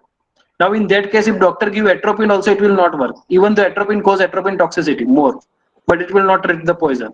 So these are the issues because there are wide range of compound, alkyl as well as aryl group, and all the group don't have any antidote. Only few compound have antidote, that is atropine and oximes. Now giving antidote along with that pesticide will not serve the purpose, just label is enough. But farmers should get training which type of symptoms appear, then you have to go to the doctor. And before that, how to prevent, how to use personal protective equipment, that you have to cover your face or eyes, you have to cover your hand by gloves, you have to cover your feet, and how much pesticide, how it diluted, how much optimum amount should be spray. That knowledge is more required, because most of the time what is the practice, the farmland owner, he himself is not doing that. He is giving to the contractual labor. He is many times directly not observing also. So everything is third party, they are managing, they are doing overtime work in various land, one person going in 3 4 farm. So all these are the things which can be addressed, what I feel. Sir, can we suggest this under social corporate responsibility? Can companies make this arrangement that at least that kit should be with the PPE things and mask and gloves, Yeah, whatever the actually, in yes, this is nice suggestion. Actually, in this corporate social responsibility, they have formed their union and everything. They are carry out this activity. They are training farmers also in village. But again, who is taking training and who is praying? That is very important. Many of the time, owners will go in the training, but they are not the actual person who is praying in the field. yes, yes, yes. So all these Uh, are the issues need to be average, and many things the companies are less. And our India is a wide country with variety number of farmers, and they are also in interior part of the country many of the time. So reaching up to that root level is always very difficult. And that root level medical treatment facility available, everything is always challenging. But of course, pharmaceutical company, they have money, they have monetary fund, as well as they can tie up with government and bring out certain things. and sir, really, I'm taking much time. Next Sorry, sir, speaker. but I have one more question related to the first one. Is it good idea to have stock of such a antidotes at that store itself, or that government hospitals at the rural places? That Yeah, it arrangement is. made It is. available. It is available, sir. The atropine and that is widely available. But sometimes there are certain poison in which there is no antidote, or sometimes the antidote is not available in India, and such poisons are very rare, rarely occur. Sometimes you find 1 or 2 cases in a year, and for that in entire country. For that, why the all the pharmaceutical company will keep the antidote in their market, or why the that is the issue right now. Okay. Then why not government straight away banning those fertilizers or pesticides? Then That is again the regulatory body depends okay. on decision that. Okay. Thank you so much, sir, Yeah. for your time, Okay. and thank you organizers for giving me opportunity. Thank you. Any more questions? Dr. Brahma, I can see so many compliments for you, and people are asking for the slides. So, if you permit, you will share your slides with the delegates after this. Sure, no problem. Sure. And it was a wonderful presentation, and I thank you for taking our time and being a speaker here. Your presence and wise words helped to magnify our cause in the best possible way. All thanks to your enlightening words that inspired so many people, including me. You spoke on environmental toxicity of pesticides, which is one of the most important kind of pollution. And pesticides are reported to be potent carcinogens, mutagens, and teratogens. And unawareness and no education plays a very important role, as farmers don't even know what are the safety procedures and how much quantity to be used. And unknowingly, they are doing pesticide pollution. You spoke about dose. Yes, we can kill a person by salt just beside the dose. Paracelsus is very right. And that is the base of toxicology. Basically, Dr. Parmar, I'm also a pesticide toxicologist and I'm working in these from years. And I have worked with the Indian Council of Medical Research and we have worked on the transplacental movement of pesticides on the human tissues. And it's a very good topic which you have chosen and I appreciate that. Thank you so much. And I really hope that I'll see you again next time in my next event. Thank you so much. Thank you, thank you. And I will be happy to do some research also in collaboration. Thank you, Of madam. course, one of my projects is going on, and right now I'm evaluating organochlorine pesticides in the water and the milk samples from 3 cities, that is Alvar, Bhiwadi, and Tizara. Of course, I'll get in touch with you. Sure. Thank you so much. That will be Thank a you. wonderful collaboration. Yeah. Thanks. Now it's time for the 4th keynote address of the day, which will be delivered by Dr. Prem Adhish Lekhi. Dr. Prem Adhish Lekhi is currently working as a medical doctor at SSIOM INGO in Ipoh, Perak, Malaysia. He is also a member of Doctor's COVID-19 Task Force, Malaysia. He has been the recipient of many awards like Asian Youth Leadership Award, Vishish Chikitsak Award for Medical Profession and Community Service, Outstanding Award for Social Change, Jury Member, International Model Citizen Assembly, Climate Change Commonwealth Innovation Forum 2021 Award, Member Spotlight International Society of Quantity of the Life Studies USA, Plenary Speaker Research Foundation of India, Special Guest Speaker Universal Model United Nations, the Mann Medal CWCSIR, Charles Walters Society of Innovation and Research, and many more. I would request Dr. Lekhi to start with keynote address. Dr. Lekhi, आपका बहुत-बहुत स्वागत अभिनंदन भारत से, and we are very happy to have you with us. Please go ahead. Stage is all yours. Namaste, India. Namaste, RRC Alwar. Namaste, Rajasthan. Greetings from Malaysia. I love you all. May I start with something special for all of you?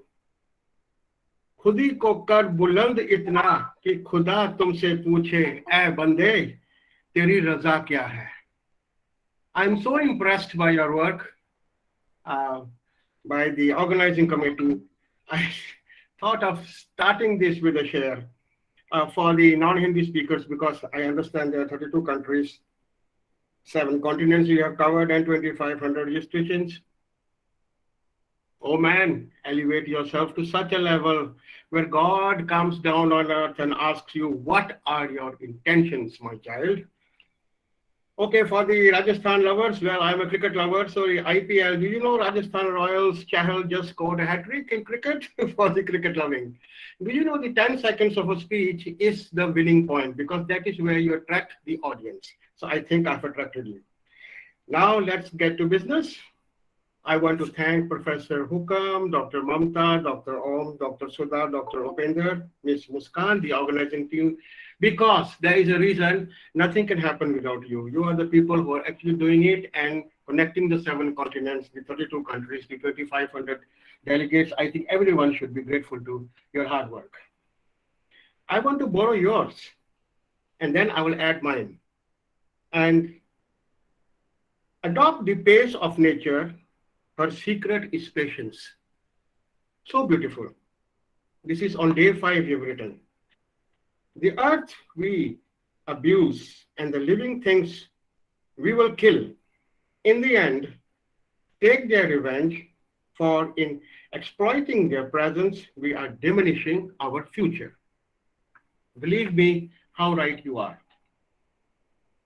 Now I'm going to add something from my side. The game of life is the game of boomerangs. Boomerangs are used in Australia only. Our thoughts, deeds, and words return to us sooner or later with astounding accuracy. You see, the topic resounds with all this, let us say, shero-shairi, poetry, rhymes, because there's a meaning behind it. Now we are being punished by nature for what we have done earlier. So you can put the slides. Let me see, I sent you 3 PowerPoints, so I do not know which one you're going to start with. Then I will follow you. Meanwhile, I'll keep on speaking. The environmental and the health impacts of this pollution, see, there has to be an approach to the problem. The interaction between the humans and their physical surroundings have been extensively studied as multiple human activities influence the environment, and you should all agree with me. The environment is a coupling of the biotic living organisms and microorganisms and the abiotic, hydrosphere, lithosphere, and atmosphere. Okay, thank you. So you gave me the line. Because this was regarding the past, present, and future, and nobody can say better than the WHO, the World Body, the World Health Organization. And their focus, this is actually their first report of air quality, the past, present, and future, and the Panacea, Panacea, which means cure all. Frankly, we have not found it yet. Okay, next slide, please. This is long, so kindly you can switch on. All right, this is a PDF file. Okay, the abstract is not important. Let's go further. Let's go to the publications of the air quality. All right, never mind. The acknowledgements, okay, it's all okay, wonderful, thank you. Okay, introduction, some words. Well, just enjoy. Though this is a learning and training session. You see, air pollution is both from outdoor and indoor sources, which represent the single largest environmental risk to the health globally. This is in 2016, actually, where WHO estimates that more than 6 million, now there may be 10, premature deaths were caused by air pollution exposure. Can you believe that? They have this World Health Assembly and the World Health Organization, and they come up with a lot of environmental reports, especially now we're having a lot of climate change problems. So they will have resolutions. Where the first time the WHO admitted that the air quality guidelines have to be there, and every country has their own guidelines actually. Okay, next please. Number 2. Thank you, very nice. So the WHO publications on the air quality and the health before this in 58 to 84 report, because it's not very easy to understand these technical reports, it's difficult for me even to read them. I'll just go through them so that you enjoy it and you get the gist of it. You see, for the first time, the case for air quality standards and considered briefly, although it was agreed that not enough data is still available. I remember the previous Dr. Panacea talking about this pesticide and the lack of poison centers and even the body bags. I was listening with great interest, and yes, I do understand. Even abroad, don't tell me they are very, very advanced. Everybody's learning from each other, and everybody's having problems. So this is actually a common problem for everywhere. Okay, we go to 2. This is 2.1. 2.2, please. Air pollution and the ancillary reports. We could have used another slide actually, which was easier for the students to understand. 2.2. Next slide, please. Just a little mention of the maximum permissible pollution levels. Can you change to the next slide, please? Okay, great. Thank you very much. I'll just list down the names of the, the pollutants actually, the gases. The sulfur dioxide, chlorine, and hydrogen sulfide, carbon disulfide, carbon dioxide, oxide, non-toxin dust, soot, it's a lot of soot, phosphorus, pentoxide, manganese, sulfuric acid, arsenic, a lot of arsenic poisoning, lead poisoning, metallic mercury, well, we all know that. Which causes, air is what? You can't see it, right? And it is full of everything. And that's where the problem is starting. Why go far? Just go to Delhi and then you will see the haze after Diwali.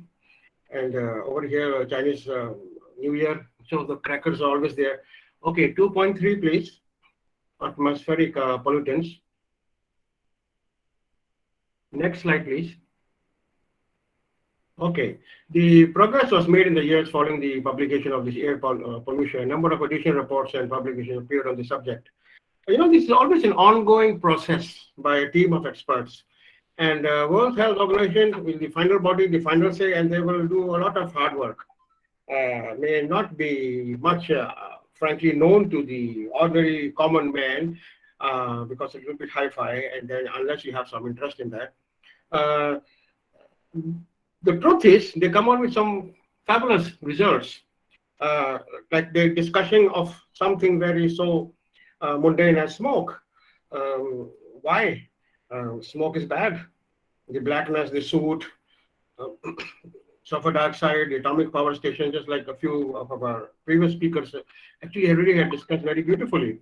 From the chimney, this is happening, and there's a chimney everywhere in the world. And the smoke has to come out. And the greenhouse effect has to take place, and the ozone depletion layer is going to take place. And then everything goes, what do you call? Way hai. All right, next please. This is important, the next one, box 2. Wonderful. You know, some pollutants may have mutagenic effects, like they were talking about teratogenicity just recently. First, I accepted that the long-term exposure to pollutants could induce chronic diseases and shortening of life, and the lower concentrations could lead to more severe health effects than merely irritation. So that's we think, oh, we are in a bad environment, and so my skin will have effect. No, no, no. Everything will get affected. Now the cardiologists are talking about heart problems as well. So the air quality criteria and guides for the urban air, you know, that is why we love villages, why India, they say the real India is in villages, because of the clean air, the clean water, I would even say the pure hearts of the people, clean people, honestly. Everything is urbanized. We want to progress, so we want to go to a big city, all right, urban area. So there will be construction, there will be everything in the name of development. And so all these things are going to get wrong in the CFCs. So this is the result of our development, our migration to bigger cities. The villages are still much more healthier. So are the people living there. Okay, next one, please. Thank you. You can just move as fast as you can. Sulfur dioxide and smoke, mostly taken by WHO, and the parameters are not important. We can just move forward. The whole thing is to learn something. Because there's too much of statistics which may be always changing after with time. This diagram is very important. The next one, please. A schematic spectrum of the biological response to the pollutant exposure. Yeah, you can see the smoke, and you can see this photograph, and let's say the trains or the buses or the cars, and you know, every combustion and all the smoke coming out. Okay, let's please move forward. Yes, this triangle. You see the mortality, right? Finally, it's that one, death, right? Morbidity, the diseases, the illnesses are going to come. This is what the adverse health effects pyramid.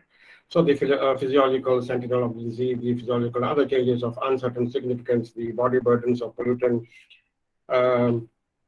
So you can just see from how the body is going to get burdened due to the pollutants in the air, of course, water, and then we have a food and noise and so many other things, radioactive. So, and ultimately there will be mortality. So this is increasing. Stay as much as possible in much more cleaner and healthier places if you can. We don't have a choice because we live in such an environment where we don't have much choice for reasons of livelihood or reasons. We are staying there, we are living there. So they have like doing morning walks in the parks, even few minutes helps. Okay, next please. There's a lot of this discussion going on the control of the air pollution and how much is the minimum level that is allowed and the maximum that can be still there. But unfortunately, there is no big data which I was doing this research for this article, I found, and even the WHO is struggling with this, but that is how it is. And a lot is questionable, but still they are the best because at least they have the means, the tools, and the expertise who still can think far ahead, do a lot of research into this subject, which actually is growing. So the next one, please, the next slide. We go to this British standard here, where the sulfur oxide, how much is allowed, and the suspended particulates, and the carbon monoxide, and the photochemical oxidant. And then you can see the picture. Come down, please, a little bit. You can just imagine, can we see the sky? Imagine during this COVID-19, if you remember, how come the Himalayas were so clearly visible from miles? Because we did not use our automobiles, our cars, our buses, our trains, our planes. And so we were locked down, right? So that was the good point of COVID-19, which actually is bad for economy, I understand. But good for the weather, good for the climate, good for the world, good for the air, and so good for your lungs. All right, great. Can you please go forward? This will be 2.5. So this is manual on the urban air quality management. You see, we mostly live in urban areas, big cities, right? So the urban air quality has definitely diminished. We all know that. Nowadays, when you see the weather report, they will talk about the index, right, from 1 to 6, and which is good and which is bad. And then you will see 1 is the best and 6 is the worst. And sometimes you will see in our own cities, like our India, normally ranges 5, 6, 5, 6, 5, which is bad. So we have radioactive materials, we have lead, and we have other metals. Things are getting worse, and then we are having a war which is going on. We will talk about that later, which is also an environmental pollution along with the death and destruction, and why go into the politics on which side you are. But a war is war, and it is bad. Okay, next, please. They have this United Nations Environment Program. So I will be skipping a bit because I got 2 more PowerPoints to show. And WHO and then the UN, yeah, they call it, with the international program on this chemical safety. I did it in the previous lecture about chemical, because you know in wars they have this chemical warfare and biological warfare, and they may start nuclear warfare. We are definitely on the edge, and we pray that peace comes soon. So it is definitely bad for the weather, and already we are having a pandemic, and our human behavior is always challenging. You know that. So things are not very, very what we call rosy for the world in this department. Okay, next, please. Okay, this actually is a European report, but it's good to learn from each other as always. Environmental health crisis. Okay, can you go further, please? All right, wonderful. Air quality guidelines for Europe. Well, you can just skip this because I'm more interested to show you something much more simpler later. Okay, they show photographs of these Western countries, and so if you can, if you're lucky, you can walk, you can cycle. If there's greenery, there is oceanside, riverside. We have a beautiful parts in India, and I see a lot of people exercising as well, which is very good. So the guidelines for the individual substances affects then cancer. You know, cancer. People ask why there was no cancer 100 years ago. Well, I will put it another way. Why there were no doctors 100 years ago? So this means they didn't need that. Questions to be really pondered upon. See, cadmium, carbon disulfide, and carbon monoxide, and all these chemicals. Chemists will be very happy to read this. Mercury and nitrogen dioxide and ozone. Ozone depletion here is gone, honestly. So all this for people who want to just learn something on this chemistry side. Why go on the statistics and on the other type, which may not be much interesting. Let's go to the next one. It's interesting. The next one, carcinogenic risk estimates based on human studies. Beautiful. Well, you know, we inhale this air and we drink the water and we eat the food. Okay, that relates to all of us. So this arsenic poison, as you know, nickel poisoning, and this vinyl chloride and polynuclear aromatic hydrocarbons, benzene, the gas from our cars, motorcycles, scooters. Well, they would go where? Into the air and then into your lungs. Okay, great. So the guideline values for combined exposure to sulfur dioxide. Okay, this is short term, long term. Okay, they do for 24 hours and 1 year. Pardon me, and I'm going a little fast and maybe a little haywire, but the truth is, this is just to give you a gist of what reports by WHO are, because they are done from the Regional Office of Europe way back when I was doing this research. I want to just bring to your attention the sulfur and black smoke, which we are all very familiar with, were considerations together in providing recommendations. See, someone has to start the ball rolling, as we call it. It's not just that a report is made. So there's a lot of research done and a lot of observation done before that. So the experts sit down. And for the first time, the WHO recommended the use of the gravimetric methods for assessment of particle concentration in this field. So an eco-toxicological dimension was also considered, guideline values for a few pollutants, SO2, nitrogen oxides, and ozone, photochemical oxidants based on effects on terrestrial vegetation were provided. Now you see what is the effect on the health and the smog of smog. Definitely very detrimental, especially the respiratory system just goes haywire, gets worse. You know, the asthma cases are now rising, as all the doctors in Delhi, you just ask them, because especially Diwali time and even winter, and there's a haze, there's a fog, so you can just believe what you are inhaling. And well, we have a desert in Rajasthan, you know that, and all over the world. Why blame India? I mean, everywhere there are problems. So okay, the gradation of the acute lung function. Can you go forward? One more slide. We go to the next one, please. This one. Thank you very much. Yeah, wonderful. So the changing the lung. They have show about the lung functions. The air pollution exposure into different classes of adversity. You know, you're having this mild to moderate cough and pain on deep inspiration and shortness of breath. But then this can be lead to repeated severe cough, moderate to severe pain, and deep inspiration and shortness of breath, breathing distress, and of course limitation of activity. For the lung function tests we all do. Okay. Can you go to 3.3, please? Air quality guidelines for Europe, basically. May not be of much interest to us here, because that's much more advanced, cleaner country with more advanced healthcare. Let's face it, the previous doctor was also saying Western countries do have some advantages, like again the poison centers, much more established, so easy to treat. Okay, I want to take you to being a doctor, see the bronchodilator use and the cough and the lower respiratory symptoms and change in the peak respiratory flow and the respiratory hospital admissions and the mortality. Very beautiful work was done, the summary of the relative risk estimates for various endpoints. Again, by this WHO Regional Office for Europe. You know, when you take the consideration of children and adults, which again, there's a relative risk coming to bronchitis and the upper and lower respiratory infections and the leading to death. So you can just imagine that air pollution cannot be taken non-seriously, because mortality rate is increasing, especially in the less developed countries. Since I'm also in the Southeast Asian country, and things are not so rosy here. Okay, can we please go forward? 3.4.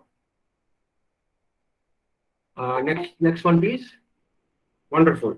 Thank you very much. You see some highlights which will be very interesting. Okay, they found some guidelines which were separated again for sulfur dioxide, and there were no new evaluations were conducted, because this is a critical report. You know, they are not sugar coated, so they will not be sounding very sweet, and like we want to have things our way. It doesn't happen this way. The body is strong and the body is frank and candid and clear. So they'll give guidelines that there's a lot of room for improvement. And every country has to do its part. And I'm sorry to say, governments are failing. Corporates are failing. The greed is there. So a chapter on the use of the guidelines in protecting the public health was introduced in this edition, discussing the several air quality management issues to be considered when guidelines are to be used for development of legally enforceable standards. So as you can understand, even the previous speaker, I was very much enthralled by his medical legal aspect, which is also one of my favorite subjects, because I taught university in this subject. And it is very important to have this medical legal aspect very, very clear. And that is why I go into very dry subjects, which sometimes do not entertain the listeners a lot, especially if your background is not there or your interest is not there. But then it's always challenging because there is so many things I learned from the previous 4 speakers for which I had no knowledge and no background, and yet I enjoyed their expertise because everyone has something beautiful to say. It is just that we need our ears. So this may not be of much interest. Let's go further, please. I think we have to skip a few. But let's go to 3.5. So this is basically a report, but I want to share it because it is important for good things to be shared and learned and collaborated. Wonderful. This is 3.5. Can you come down, the green one? I want the green box. Yes, thank you. Thank you very much. Now you see, for the first time, the interim targets were proposed. Okay, so these were pollutant concentrations associated with a specified increase of mortality risk over that expected at the guidelines level, instead to guide the member states. Now, member states are the countries, of course, and of course the member states of the European countries, which I think they are about 28, especially those with the high levels of air pollution and moving towards lower levels of population exposure for ambient air pollution. Okay, the bottom line is what? Clear, clean air. Okay, that's what we are aiming at. As simple as that. For a common person to understand, not going into the medical jargon, right? And that has become challenging because, okay, war, okay, COVID-19, okay, our behavior, CFCs, industries, factories, you name them. And we are making it hell on earth. Honestly, that's what one scientist I remember in a conference said, that the world now is hell on earth because we are not having anything clean at the moment.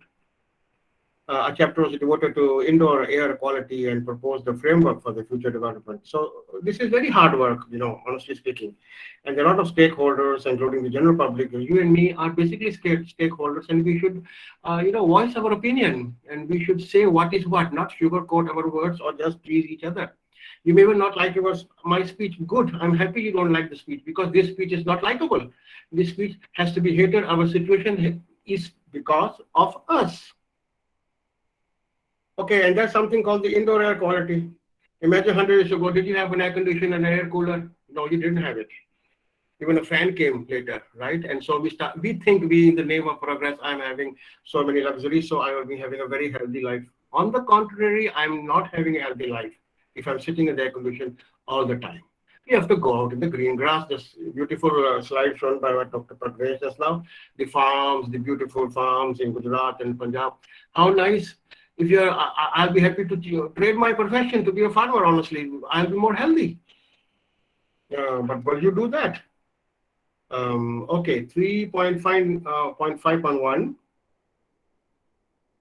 Okay, that is, this is the objective of the guidelines was to raise the general awareness and provide, and that's exactly what is my talk all about, to create a general awareness among all our listeners that do we love what is happening? Are you focusing on the indoor air quality management? Are you focusing on the prevention of the persistent dampness and the microbial growth on the interior surface and the building structures? Just look around your walls, the damping. Let one monsoon rain comes. I've lived in India and I know it. And you just see what is the state of affairs of your wall of the ceiling. And do you know what is inside? The microorganisms? Well, the Department of Zoology will teach us, all of us, a lot of things which we even don't even know. And the WHO guidelines for this indoor air quality, they put a very beautiful work by the Canada, France, and Netherlands offices for the selected pollutants. Okay, I just named them. There were 9 indoor air pollutants. Good to know. Benzene, carbon dioxide, and carbon monoxide, formaldehyde, naphthalene. Naphthalene balls we use for our clothes, right? And then nitrous oxide, polycyclic, aromatic hydrocarbons, and radon, and the trichloroethylene and tetrachloroethylene. So they were selected by the working group of experts. Regarding the indoor exposure, you will find that the outdoor exposure and the indoor exposure, there is a difference. The air pollutants, they are different. They pose different kind of risks, which we have to study now in detail. Okay, the summary of the Can you come to the table, what, 1.5? No, table 1.5, please. Go a little bit further down, please. Next slide, next PDF slide. Okay, wonderful. Now, yeah, this one, exactly. Okay, the pollutant. Very interesting for people like me. They see if it is benzene, coming out from their car, your motorcycle, your scooter, anything, moped, whatever. So, can you believe acute myeloid leukemia? Now, what is that? Cancer? Okay, and in simple terms, carbon monoxide, acute exposure-related reduction of exercise tolerance. You could be panting when you're running. Increasing symptoms of ischemic heart disease. Your cardiologist can do an ECG and find out the ST segment changes there. The formaldehyde, sensory irritation, very popular in zoological labs. Naphthalene, open any wardrobe. We want to save our clothes. The respiratory tract lesions leading to inflammation and malignancy in the animal studies. The nitrogen dioxide, right? The respiratory symptoms, you name them. Anything to do with bronchitis. Then the polycystic aromatic hydrocarbon leading to lung cancer. Radon also leading to lung cancer. So the carcinogenicity of liver, kidney, bile duct, and non-Hodgkin's lymphoma from the trichloroethylene, even kidney functions and the kidney renal diseases and impaired performance. Not good news, honestly, not good news, but that is how it is. We are exposed to the pollutants of all kinds in a very progressive world we live in, thinking we are in urban areas, and then we are having a lot of things for ourselves, and we think we are rich and famous and we are educated, and now I have done everything. No, we are going the other way around. Either we go back to basics, back to the nature, which we may not want for obvious reasons, and that's where the problem starts. Okay, now here starts the end of the whole thing. Update of the number 4, please. Next slide. Okay. So this is basically just telling you, okay, I can read the last one for you. The further issues of this whole report is that they may consider developing evidence-based recommendations on the effectiveness. Effectivity is still not there to decrease the individual exposure to ambient air pollutants and other health effects, like the use of protective equipment. Now, we're using face masks, even this is COVID-19, but actually face masks were done earlier when you have pollutants and you have bad smoke. You imagine going to in Delhi, and I imagine sitting behind a motorbike, and then they were telling you, oh, please cover your face, your nose, because there's smog, there's haze, there's soot, there's everything bad. Or air filters and things like that, and the behavior recommendations in daily activities, such as reducing the outdoor exercise. Pity you cannot go out for a walk. You cannot run. Why? Because of air pollution. So these are recommendations, simple things done by the world body, nothing special they do, but they're just reminding the world that our habits have gone wrong in the name of progress. We think we are progressing. All right, well, it would be nice to have the final remarks now. So the WHO, World Health Organization's work on the air pollution and health. Next slide, this is the last one. Thank you very much. Just want to end maybe a chapter which was not very likable for all. The work they did on the air pollution and health are in particular the various things that have been discussed here for ambient and indoor air pollutants have made the most important contribution to the synthesis of the latest knowledge on the health effects of the air pollutants. Okay, I would like to stop here because the next one could be more entertaining, much more likable to the present audience. I see now 203 still sitting. Wonderful. Can you put the next slide, the next PowerPoint I sent you? Wonderful. Very nice of you. Thank you very much. Okay, so we were talking about the environmental pollution, and we want to talk about what is it, and then Panacea, if we can find a solution for that. Wonderful. Okay, can you go forward, please?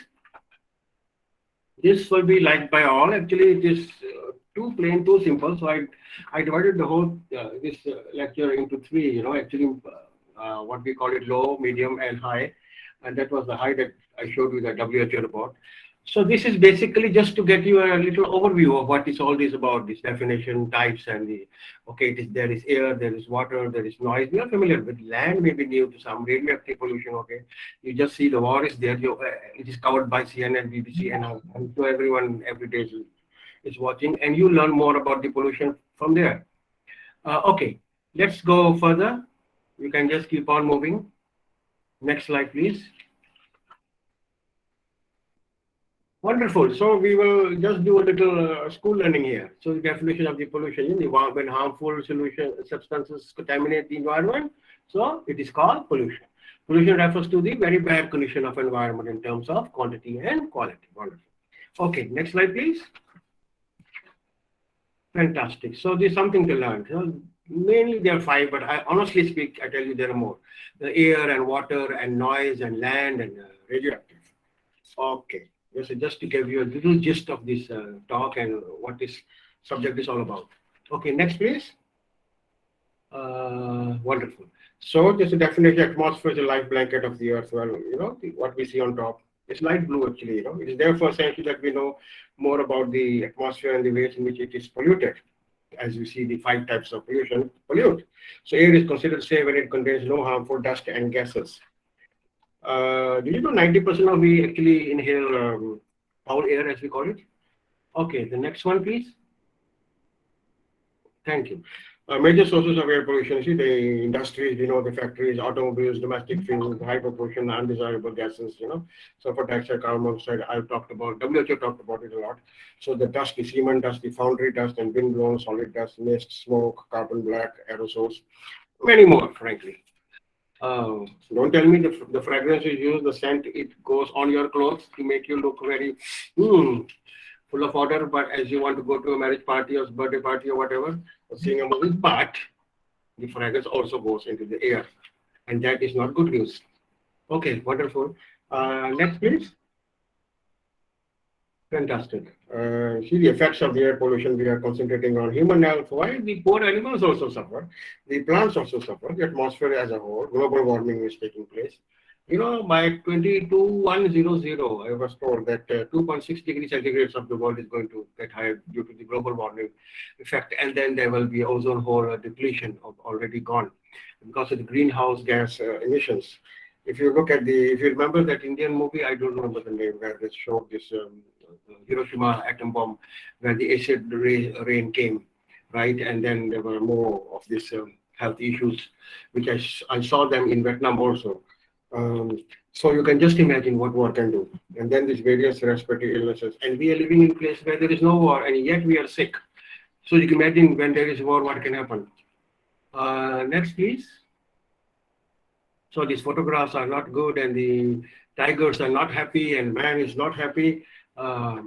Yes, I am not painting a very rosy picture here, but then I do not want to sugarcoat my talk because I want to tell you the facts, and the facts are not easy to digest, frankly. Not a palatable talk I'm having today, but then this is how it is, the present, and sooner we learn, sooner we try to understand this. As the dictum of your flyer, in fact, it was written that prevention is better than cure. Honestly, we have no cure. We do not have an answer. The only way is we learn to prevent this problem and to have better habits. Okay, next please. We do it fast because my time is also running out. How to avoid the air pollution? We can avoid by using the natural gases. We all use the LPG in the autos. Autos have petrol, diesel. So do not burst the crackers on Diwali. Well, you just have to tell me this and imagine half the world will be against me. So how can we do that? We have to learn to live without all this. Use less amount of fuel for the vehicles, avoid using and use of the electrical stoves, the biogas. This morning I heard Dr. Hukam, professor, the patron and the principal, talking about biogas. I was very, very thrilled. A very learned man. Wonderful. So let's go further. From air, let's jump to some water. You may not like the pictures, but this is the pictures we pass through every day in places where we don't like to live. So any physical temperature, oxygen, chemical, mercury, or biological disease change to water that adversely affects is used by live beings. And then what will happen to the what we call the flora, the fauna, the fishes, They will die, right? So next, please. This is a global problem. It's not an Indian problem. This is everywhere. So about 40% of deaths worldwide are caused by water pollution. Well, this was news to me, honestly. I learned this. Water pollution is caused by organic and inorganic industrial waste and effluents discharged into the rivers. Well, you know what factories do. Noise also causes anxiety, stress, reaction, fright, horning, in India especially, honestly speaking, with due respect, and no pun intended here. But it is there, and that is a very big source. Next picture, not very likable, but because this is the world we live in, and this is what is water pollution and how the pollutants are being put down. So where do they go? From the factory to the river and to the sea to the ocean. So imagine nothing is clean, and we go and take bath, and we take a photograph, and we think, oh, we have done a great job. You have not done a great job. You have done disservice to yourself. Okay, next please. Effects of the water pollution leading to, well, as doctors know, cholera, malaria, typhoid, and then the aquatic life. See, imagine the fish. This is dead fish. These photographs are, I call them $1 million photographs, just to tell the world, look, especially for fish eaters, you just look what we are doing. So, yeah, you may not like it, but that's how it is. So next, please. I'm moving fast, so I seek your permission, please. Okay, river should not be used for washing clothes. Well, we do it. Bathing animals, harvesting of rainwater to meet the water requirements, dams and embankments must be created. Well, we have, but not much. The rivers must not be contaminated. Easy to say, all, but everything is contaminated. The rivers, the dead bodies. Well, they had this talk about Ganges. I did not want to talk about it because I know this is Rajasthan and India, and it can become very emotional and personal. But yes, though I want to highlight here that the Dutch team, the Holland water experts, came to the ghats of Ganga river, and they tested the water, and they found no impurity in spite of all the backlash. I want to say something very good about this place where it's called the Holy Ganges, and where we all go, and something. So the spirituality here overtook the scientific investigation. Something to think about, ponder upon. For people who think, oh, God does not exist and I don't care. Anyway, I have given my message. So next, let's go to the noise pollution. Okay, it is full of noise, honestly speaking. And you have to go to the mountains to have some meditation for a change. Noise can be simply defined as unwanted sound. We have a lot of unwanted sound. When I am silent, I'm sure you will love it. So the sound is pleasant or not depends upon its loudness, duration, rhythm, and the mood of the person. So here it all depends on the mood, whether you like my speech or not. So the noisy level, the decibel level, as they call it, the intensity, frequency, period of exposure, and duration. You should not be more exposed to noise. It's not good for your health. So you need some quiet time, peaceful time. Probably that's why God made you sleep at night. And so 8 hours of sleep means there is no noise in your life, in your body. Causes again. So I made it very, very simple here. Next slide, please. Yeah, I'm going to finish now. Traffic noise and the aircraft noise and the noise from construction, civil engineering works, and noise from industries and noise from other sources. See, I go to the schools, colleges, institutes in this country and 10 other countries in Asia where I teach them about some simple things. And so I make these cartoons and photographs and we share with each other so that everybody understands. And I was surprised when I found adults actually liking them even more, thinking, oh, I didn't know about this. So how ignorant we are. Next one, just for a little laugh, if you like the cartoon. Next slide, please. So what we call Interdevta in India. So, well, when there's thunder, there'll be noise, right? So I'm sure many of you are in this mood, I guess. I've been a student, so I understand.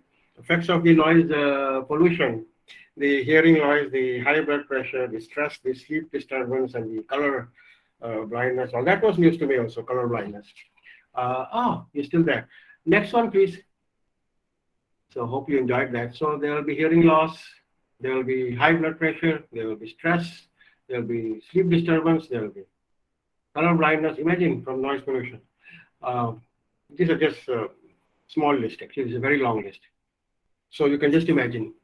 So don't tell me everybody knows everything. There's always something to learn from even a small child's school book. I tell you. And if you want to be a good teacher, I always tell people, be a student first. Because every day we are changing. The pace of the world is very fast now. How to avoid this noise pollution? Next one, please.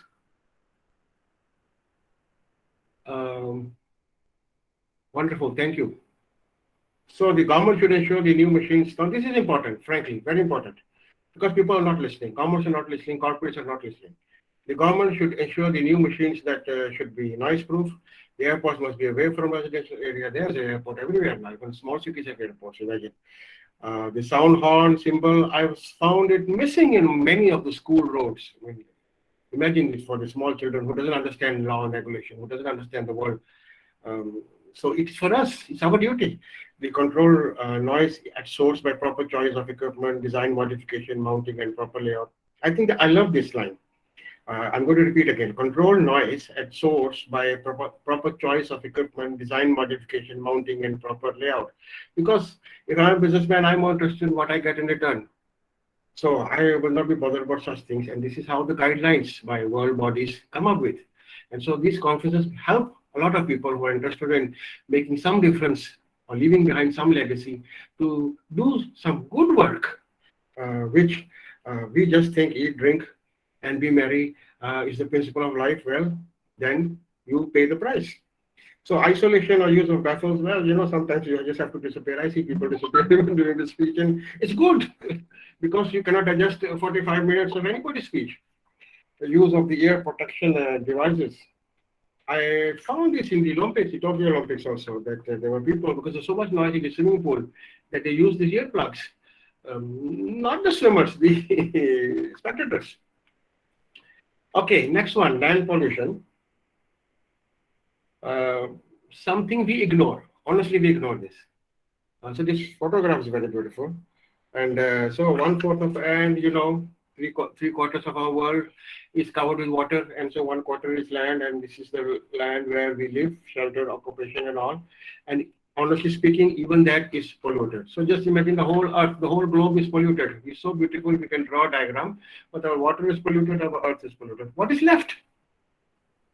Okay, causes of land pollution now. I'll come back to Malaysia now. We have this problem. You see, I'm living in Ipoh. I'll give you a very beautiful example. 120 years ago, this is one of the richest cities in the world. Do you know this? Why? Because this gave tin ore to the world. So they have this tin mining. This is the place where tin mining took place. And now still they have quarries. You come along and you will see the hills, I will call that, the small hills cut, where they want the stone, the precious stone. So erosion has taken place, mining has taken place, quarrying has taken place. Okay, this is on the world scale. Now the household garbage, well, we all have it, right? Urbanization and concentration of the population, we want to go to the urban areas. The solid waste, the industrial waste. Well, I don't know which speaker talk about that. We consume more and so we waste more. I love that line. I think it was the second speaker. Because there's always something I learn from every speaker, and I always look for that hallmark, that what actually I'm going to carry home after that speech. Industrial waste and hazardous waste was done very well by the previous speaker. This uncontrolled land treatment and then the burning open dumps and forest fires. Oh yes, we all know that. Southeast Asia is full of this. Deforestation, you know, Amazon, lungs of the world, Amazon, South America. And imagine a lot of deforestation taking place, a lot of construction taking place, because I'm a contractor, I want to make my millions. I don't care, the world goes to hell. Sorry, my words are strong, but then this is how it's happening. And this is not South America, this is the whole world. Okay, next one, please.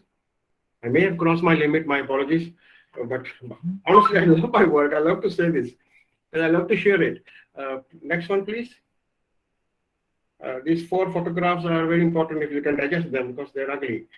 Plastic and the chemical and the fertilizers and whatnot. Imagine, you know, all these things. They are not in India. They are everywhere in the world, believe me. And this is not good news. This means every country is polluted. How beautiful. You just have to walk on the streets of Paris or even go to Switzerland. You will find something you may not like it. Believe me, because I did it. And that's when I found that your own home is the best. But you have to keep it clean. Effects of the land pollution. Next one, please. The land cannot be used to build houses, but where are we going to build houses? You see, the guidelines are very strong. Okay, there's a little of grammatical mistakes here. The man cannot do any farming here. See, the groundwater will get affected, death of the animals that inhabit the land, and so because their dead bodies will be there, and it will cause the pollution. Imagine that. Sorry for the English, but look at what is happening. Sad, isn't it? But it's a fact of life, right? Because urbanization, development, infrastructure, where do we go from here? The world is shrinking now. Okay, next please. The prevention of the land pollution. More and more land is being brought under the farming. This is good news. This is solution. Okay, this is panacea. Okay, when you were asking, is it panacea or panacea? So I was telling them look, everything has to be pronounced correctly, and then everything has to be understood correctly, because we will focus on the problem. What about the solution? The 3R principle: reduce, reuse, recycle. I will add repair also. I don't need many things. I can use them. So you can see trees have to be planted, forestation. Now, you know that we are 8 billion on Earth, and we are doing a project. I'm also involved. 8 billion trees. And very soon, internationally, you people also will be dragged into it one day. So the waste matter should be disposed immediately. Avoid drilling the land. Avoid using more fertilizers or pesticides. Our friend Dr. Panacea had a very good talk, frankly. And then the integrated solid waste management and the good agricultural practices, remediation of polluted soils and prevention of erosion and everything. It is from your flyer I got this, that the soil erosion is leading to billions of dollars lost by the farmers. Very, very well written, whoever wrote this. So containment of the hazardous waste and wastewater treatment using land treatment techniques done. Okay, next one, please.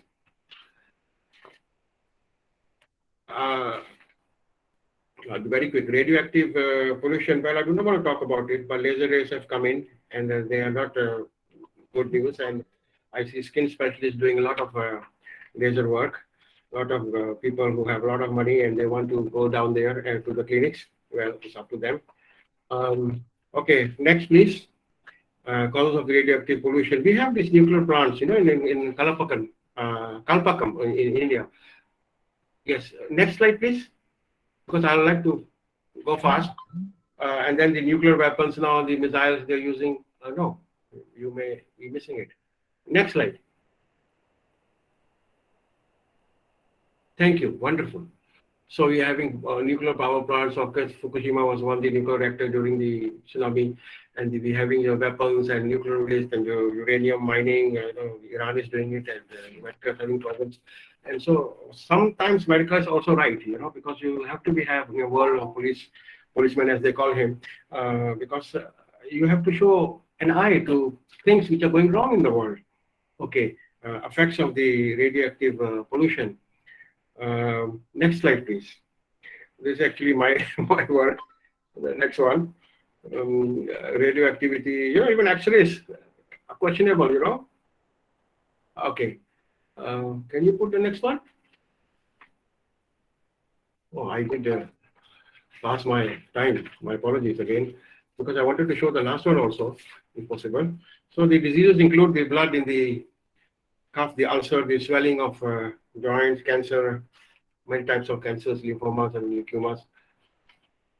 Difficult to get into the next slide?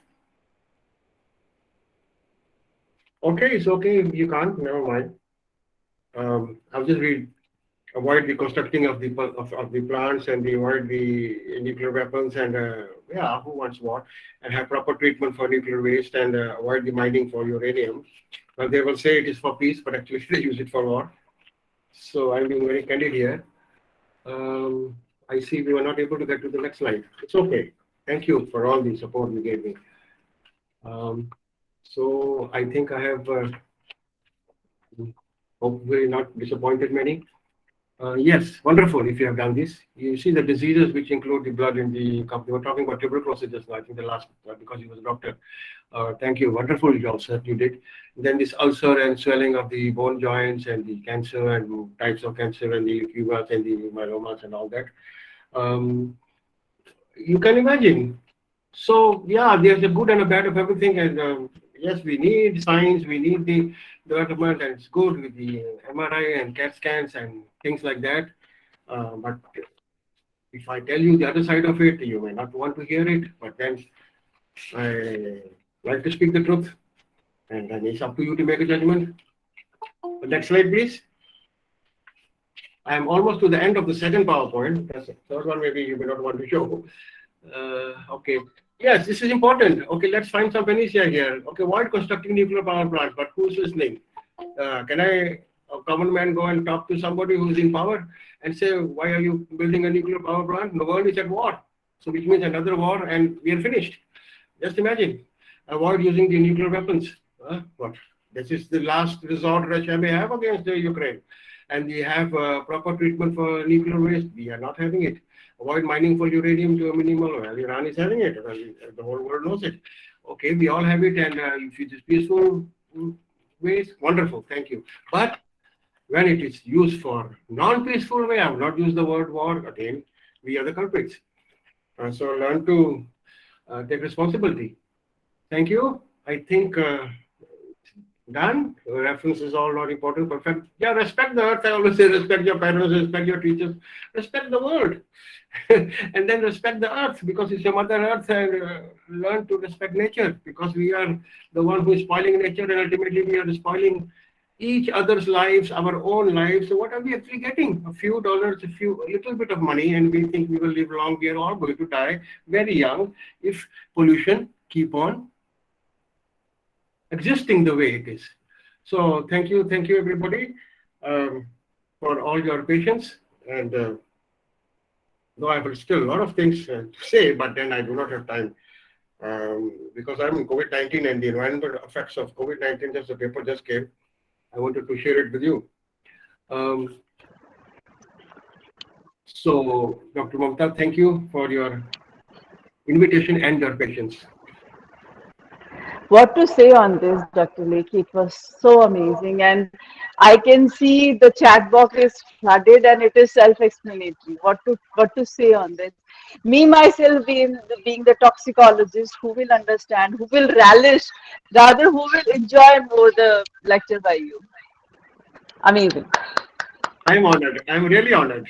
I am honored, actually. Any questions? Please raise your hand if any questions. So we'll unmute you from here. I will definitely send you the screenshots of the chat box. It is flooding. Even you can see yourself. It is being flooded. Yes. I want to say to everybody who has written so much beautiful words about me, मैं आपको बहुत प्यार करता हूँ. Thank you. We also adore you. We also love you from India. मैं आपकी बहुत इज्जत करता हूँ. Same here. We respect you a lot, and it's just a pleasure to have you with us every time. Thank you. मैं आना चाहता हूँ तो मैं फ्री होता हूँ तो मैं आता हूँ. We will invite you in August. Please accept our invitation. We are hosting an offline conference in August. That is 12, 13, and 14. Kindly reserve the dates, and we would call you. We will invite you. We'll take care of all the logistics, and please be our guest. Oh, so sweet of you. Very kind of you. Hopefully it's an open invitation. My patron and principal is here, and he's also extending the same thing to you. And with his permission, I extended my invitation to you. Thank you, Dr. Hukum Singh, and thank you, Professor Dr. Thank you, that is so nice. So now it's time for the formal thanks to you, Dr. Lekhi. Dear Dr. Lekhi, thank you for serving as a speaker in ISTTP-2. Your readiness to share your experience and expertise on the topic kept everybody spellbound. You are an expert in your field, and to have you as a keynote speaker was the best we could have done to inspire our delegates. Your bright ideas and comforting guidance had a great positive impact on all the attendees, including me. You spoke about pollution. You spoke about air pollution. So whenever we talk of air pollution in India, the my finger goes to Delhi because I'm a resident of Delhi. I live in Delhi. People say the air is so polluted. If you live in Delhi, it's like smoking 10 cigarettes a day. So there's the horrendous situation we have in a number of cities. You spoke about land pollution, you spoke about water pollution, you spoke about so many kind of pollutions, and really you are waking everyone up and thinking what we have done to our mother nature. Do we really want that kind of work, or we know that there's some other out there in the solar system, which is not? So, Dr. Lekhi, that was just amazing. A Thank good you. applause to you. And I Thank you. hope to see you, and I'm sure that you'll stay connected with us in coming events. I will try my best. Thank you for the Thank you invitation. so much. Thank you All so the much. best. Wish you all the best. And with this, we come to the end of the first day of ISTTP-2. I would like to extend my heartfelt thanks to all the speakers who are very learned and knowledgeable scientists of their field, and they have shared their valuable time with us here in this training program. I would like to tell all the speakers that we, the organizers and the participants, are very happy and delighted to have you here with us. And I hope you all had a wonderful time like we had with you. The feedback link, Muskan, please circulate in the chat box, and the link will be circulated right now. I would request everyone to fill up the feedback link because your criticism and your advices will definitely help me to improve ISTTP-2 and coming ISTTPs. Now, this is Dr. Mamta Sharma, Organizing Secretary of the ISTTP-2, along with my patron and principal, Dr. Hukam Singh ji, and my team, Muskan and Sheetal. I'm signing off from the campus of Raj Rishi College, Alvar, and I will see you tomorrow sharp at 11 a.m. with a bucket full of knowledge for you. So, see you. Bye-bye.